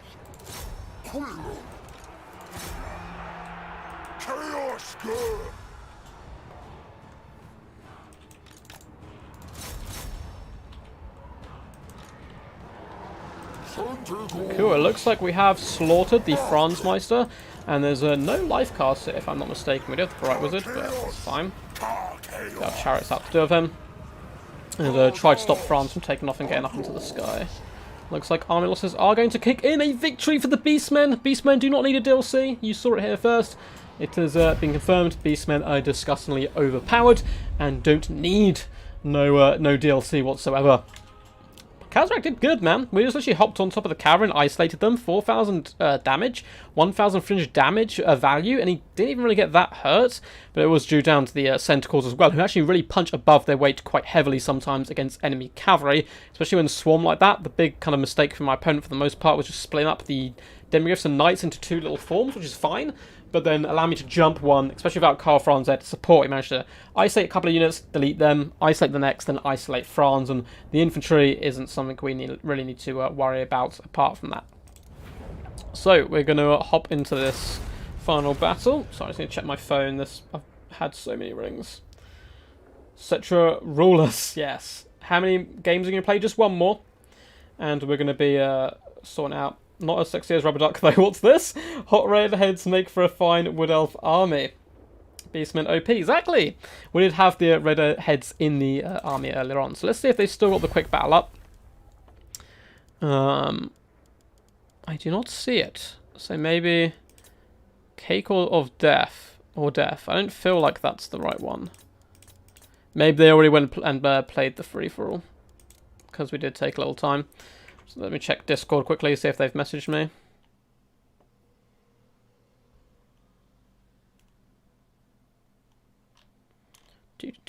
Looks like not. We may have to end the stream here. It'd be a bit anticlimactic, but I need to answer. I've had like 5 missed calls from the same person, so it looks like they haven't popped up, unfortunately. Let's quickly check chat, make sure they haven't mentioned anything. Oh, I was watching something that happened 20 minutes earlier. I thought you were doing that E-move. I was a bit confused there. We'll do one free-for-all.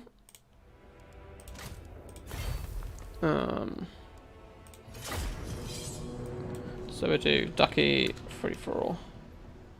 If the guys aren't here, if there's, I don't think they are.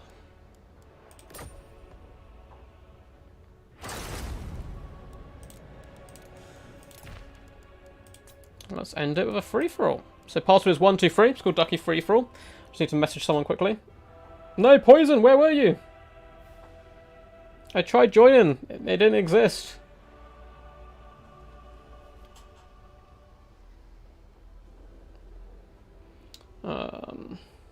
So I'm just messaging someone quickly.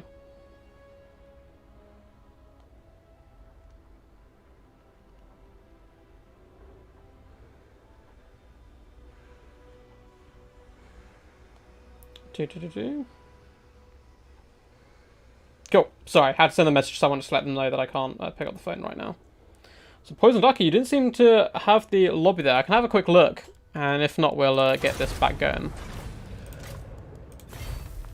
But I do not see you. We have a Darv King at the hill. Let me message Poison Ducky quickly.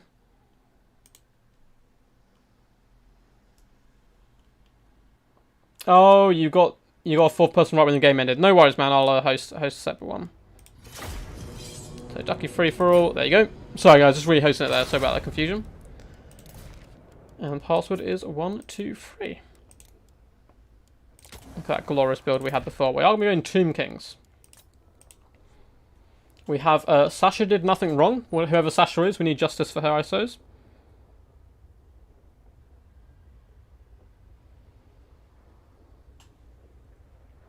Can I join free for all? If you get her, it's a first come first serve, guys.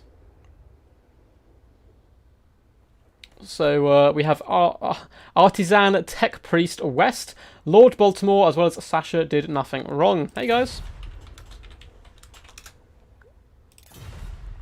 And we shall be going the mighty Tomb Kings. Backstabbing, yes, these pesky guys backstabbing us. I hope you guys have been enjoying. If you have, this is going to be the last game, but feel free to give the video a bit of a thumbs up and subscribe if you want more Total War Warhammer content. Kind of doing a video a day, at least minimum, but also sometimes getting out a little bit more as well. We had Poison Ducky up in a video earlier today, which has been some good fun, so... Hello, hello. So we shall be going at Tomb Kings. I think Desert Canyon is a good map as well. What type of build do you guys want to see? We tend to go very meme heavy in these matchups. Oh, the Venom Knights! Oh, they look a bit cheeky. Perhaps bring them into a glorious combat. A Leech Priest of Shadows as well. But what do you guys want to see? What are you interested in? Hey Duck Dude, WhatsApp live content. Oh, WhatsApp your live your content. Keep up the great work. Oh, love your content. Awesome. Thanks, man. Heresy. Heresy indeed. Heresy is all I can say. No, sorry, the lobby doesn't appear necessarily to everyone. It works kind of on like regions, and then if you're not friends with someone, sometimes they won't pop up, which is really annoying. Looks like we're against High Elves, Dark Elves, and Greenskins. Of course, we're going to be the High Queen. We're not a simple peasantry. Yeah, seems like a decent set of spells, or abilities, and the Venom Staff should be some good fun. So we do also need a spellcaster in this case, which we can go for a light caster, I think, rather than the traditional death.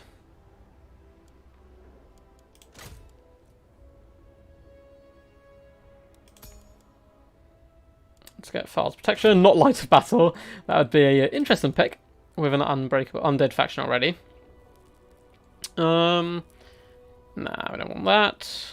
No, we don't want none of that rush. Let's get a net, let's get Banishment.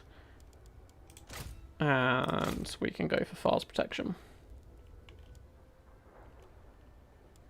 I feel like we need one Venom Knight because they sound pretty cool. And then we can go for like a real mobile force of Sneaky Snakes maybe. Like Tomb King Tonia.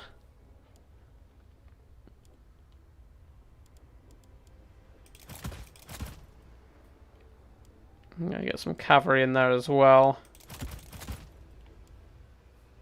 Something glorious like this.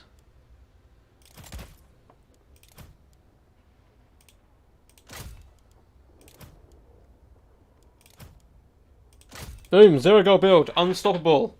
Rohan shall answer. Full-on chariot build, that's a better idea actually. We can do full chariots. Which I don't think we can bring in the High Queen. She can bring a chariot as a skeleton chariot. I think we're going to go chariots, we'll go Cetra. Cetra, my boy. And he's our spellcaster in 1, so. Let's get Soulstorm.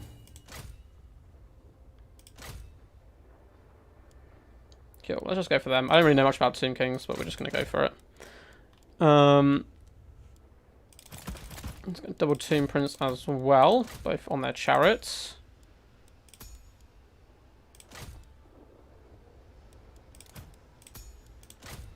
And then, what chariots can we bring? Can we only bring basic skeleton chariots? Oh no, we can get archer chariots. Is there any more special ones? Doesn't look like it, so we're kind of committed to these.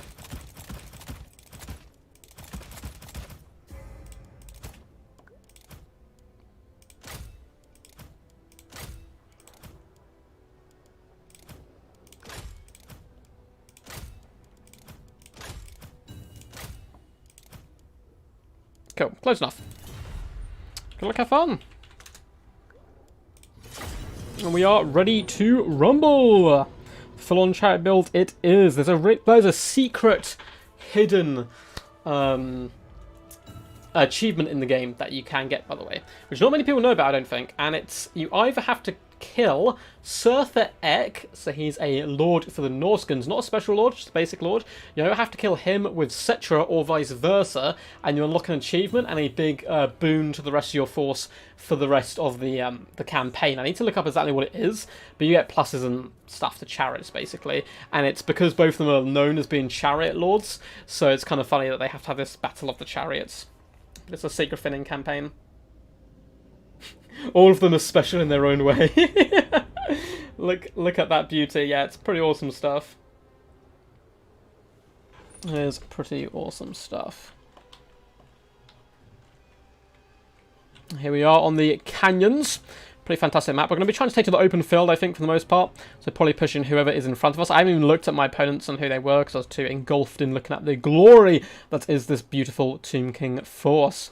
Right, guys, well, because this is going to be the last battle, just a quick reminder, next week is going to be the return of Death Before Dishonor on Thursday, as well as a clan war on Wednesday. And on Thursday, obviously, I'll drop a link in the Discord as well. So if you join the Discord, you'll be able to join that tournament. It's open to anyone. If you do win the tournament, you book your place as well into the Grand Finals, which will be appearing after the first 4 qualifiers. So let's get our big fat chariot line into the sunset. Let's get these ones just behind.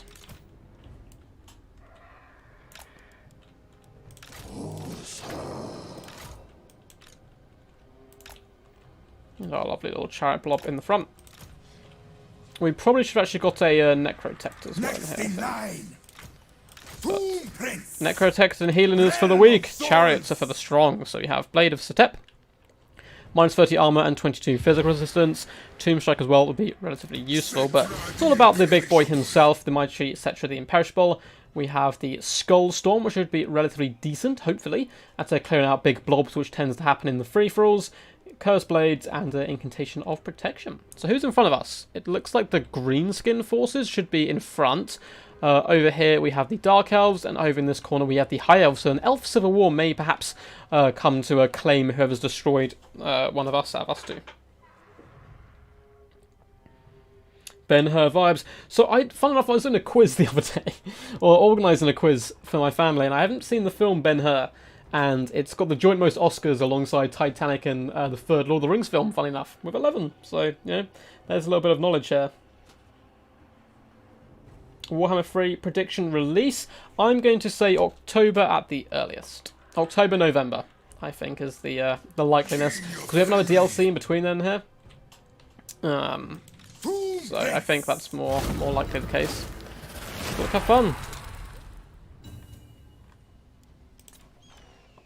Oh my god, it's just armoured squigs!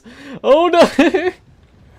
And Squig Sploders retreat. Right, let's bounce over here, I think. Let's hit the Dark Elves from behind, because they actually have some infantry we can dig into. They've also gone for mass chariots, so anyone who's a fan of chariots will like this quite a lot. And we have High Elves with pretty much full skirmish and big creatures.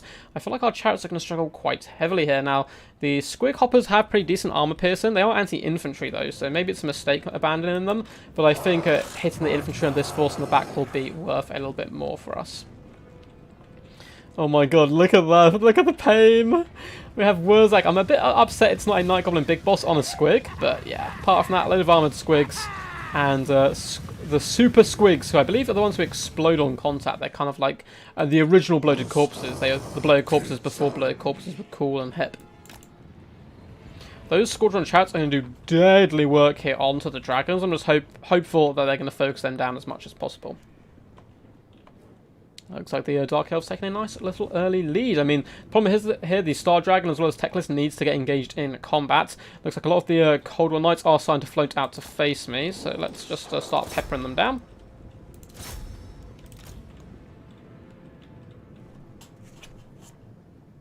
Oh, sorry, just checking my my stream chat there.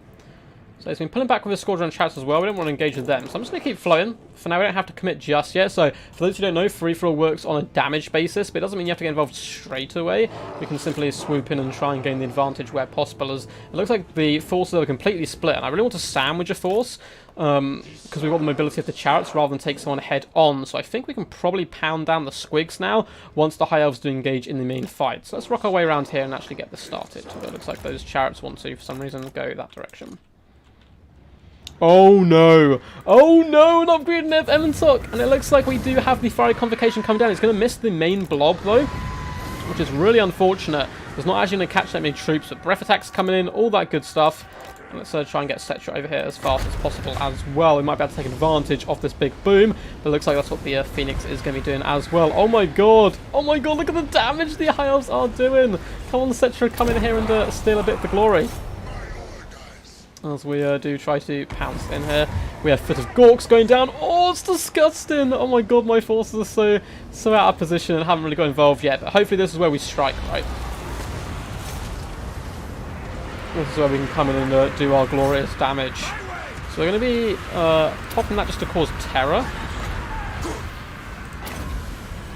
Because we can tear out a lot of these troops away, coming with the chariots and hopefully swarms. We're now all of a sudden chugging up that value, destroying a lot of these weakened greenskin forces, which is obviously really good news for us. But we do have a big problem, and that problem is in the form of these large single entity creatures, which we're not going to be too fantastic at deleting. Oh, would the swarm the Star Dragon actually here? Yeah, it's pretty scary, but we have the double Dragon Prince here to say hello. Let's pop that on it. Oh, wrong spell. Curse them! Perish! Pop that down. So our chariot in the distance is getting roasted. We're just surrounding the dragon, forcing it down for now. A lot of our other chariots though are starting to suffer a little bit here, so let's pull them out.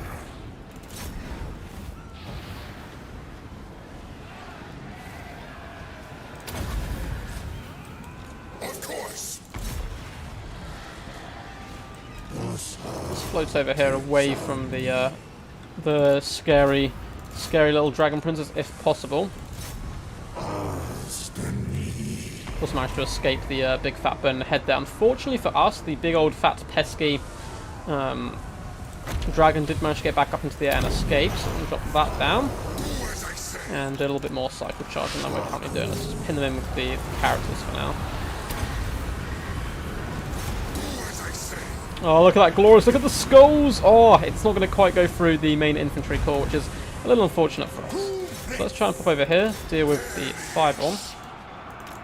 Fall back with our chariots where possible. And we've done some damage, we are quite heavily behind though. The high elves are really absolutely deleting everyone, which is quite funny to see. So let's get back with you guys, and now we'll come charging on the infantry. Looks like the dragon are going to commit to the fight here, so we're trying to drag down these firebombs. They've been an absolute pain in our butt, but hopefully with the triple characters we should be in a relatively good state. Let's drop down that just to gain some buffs as well.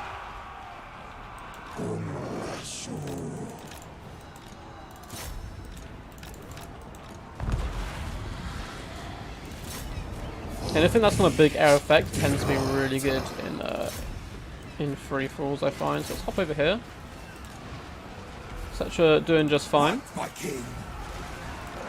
Having a whale of a time. Although we probably want to pull back from now.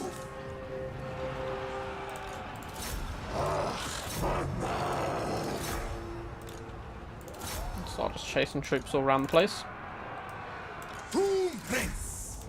Let's go our hero core over here as well to try and break down anything anti-large that can really mop us up in the late game. Okay, let's go back with you. Come crashing in here.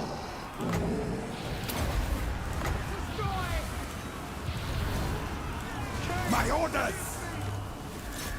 Sacrifice them! It's pretty hairy to say the least.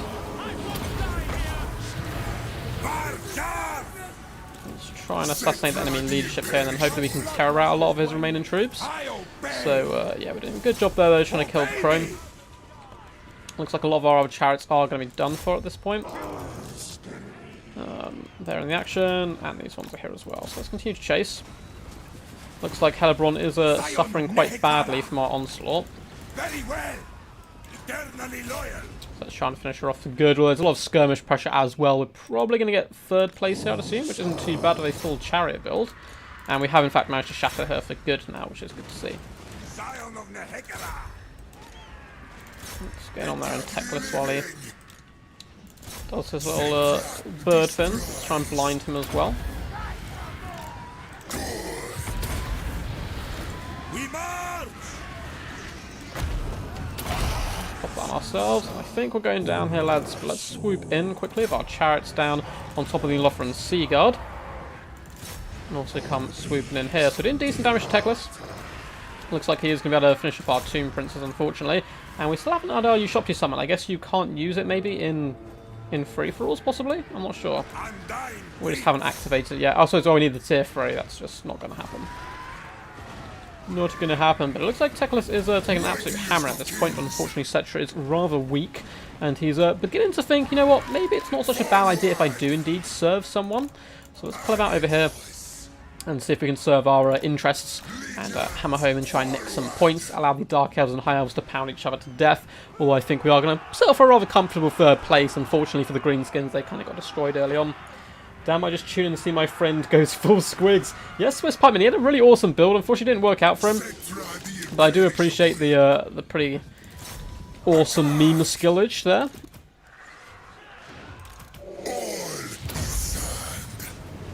Blind these guys and just try and do some damage. But it looks like Lord Baltimore with his High Elf forces are scrapping at the moment with the Dark Elves, but they have so much damage potential left on the field, the High Elves, compared to the Dark Elves, who are really quite limp. Little limp noodles at the moment, I'm afraid. They have some Squadron and Chariots who are completely out of ammunition at this point, having a little grind against my own chariot. And in the distance, we do have a Master on foot, but he's simply not going to be able to compete with the huge amount of High Elves that are left on the field. There's some Dread Spears in the distance, so just pop this on us if we can. We are slowly taking down some of the chariots. It's a bit of a weird fight when chariot meets chariot. They don't really know what to do. The horses just kind of nip at each other. And the guys on the backs just stand there looking all proud. Although we're going to get a nice little sweeping strike coming in from Cetra. I do hear a thunderous charge coming in from the chariots, but they are now being forced back here. We're slowly gaining on the Dark Elves, maybe. Especially if these troops come in to assassinate that master. We might be able to flee and start attacking someone else. It looks like we are going to start crumbling ourselves. Our leadership getting pretty low at this point. So we might as well just commit to the final fight here. The ultimate showdown of ultimate destiny, but I don't think it's going too well. As Cetra, again, swarmed by double gigantic pigeons who are getting healed. Healing's quite interesting free-for-all because you are also gifting your opponent more points to claim, but down goes the mighty chariot force. Yeah, I agree, Leo. Pretty much chariot's fine. It's just a kid going boom, bam, bam with a couple of toys there. But very well played to my opponents. Looks like that is a victory there for the Force of the High Elves, but a valiant defeat for our own forces. I'm going to have to shoot off now, guys. Apologies. I kind of got distracted about halfway through. I've got like about 7 missed calls from someone, so I need to go call them back. So apologies if the commentary dips. I was a little bit distracted. But overall, really good fun stuff. Was like performing very well there. 166 kills. Doing pretty decent work. And for myself, the chariots across the board, obviously. 2.5k damage value on Cetra. And also the Tomb Prince is doing really good work. The other chariots, unfortunately, did suffer a little bit. For a little look at the High Elves, you can see the Phoenix, 9,000 damage dealt, 2,700 damage value. The Dragon, as well as Teclis as well, being real breadwinners there, and MVPs. Before I do go, guys, though, I'm simply going to drop this link. Pause from someone, so I need to go... My voice started playing back to me there. This is a link to the challenge page, where I got heroic victory for that. That was awesome stuff, man, Ian. Fly away, Saline Pigeons, fly. So that's a link to the tournament, which is going to be going on next week. Mate, do your stuff. I'm glad I caught half the stream. Yeah, man, I'm glad you were here as well, dude. Always good to see you supporting, bro. I'm just going to quickly check to see if anyone else is streaming. It looks like the legendary Darv Plays is streaming a King of the Hill at the moment. So please do pop over and say hello to him. I'm going to drop a link down below, or not down below, but in the chat here. Feel free to go say hello to him. Darv does some really fantastic Total War Warhammer content. And just let him know I sent you. Say quack in chats and give him a little wave from me. But anyway, guys, sorry about this. I've got to dart off. But until next time, peace, peace. And as always, stay awesome.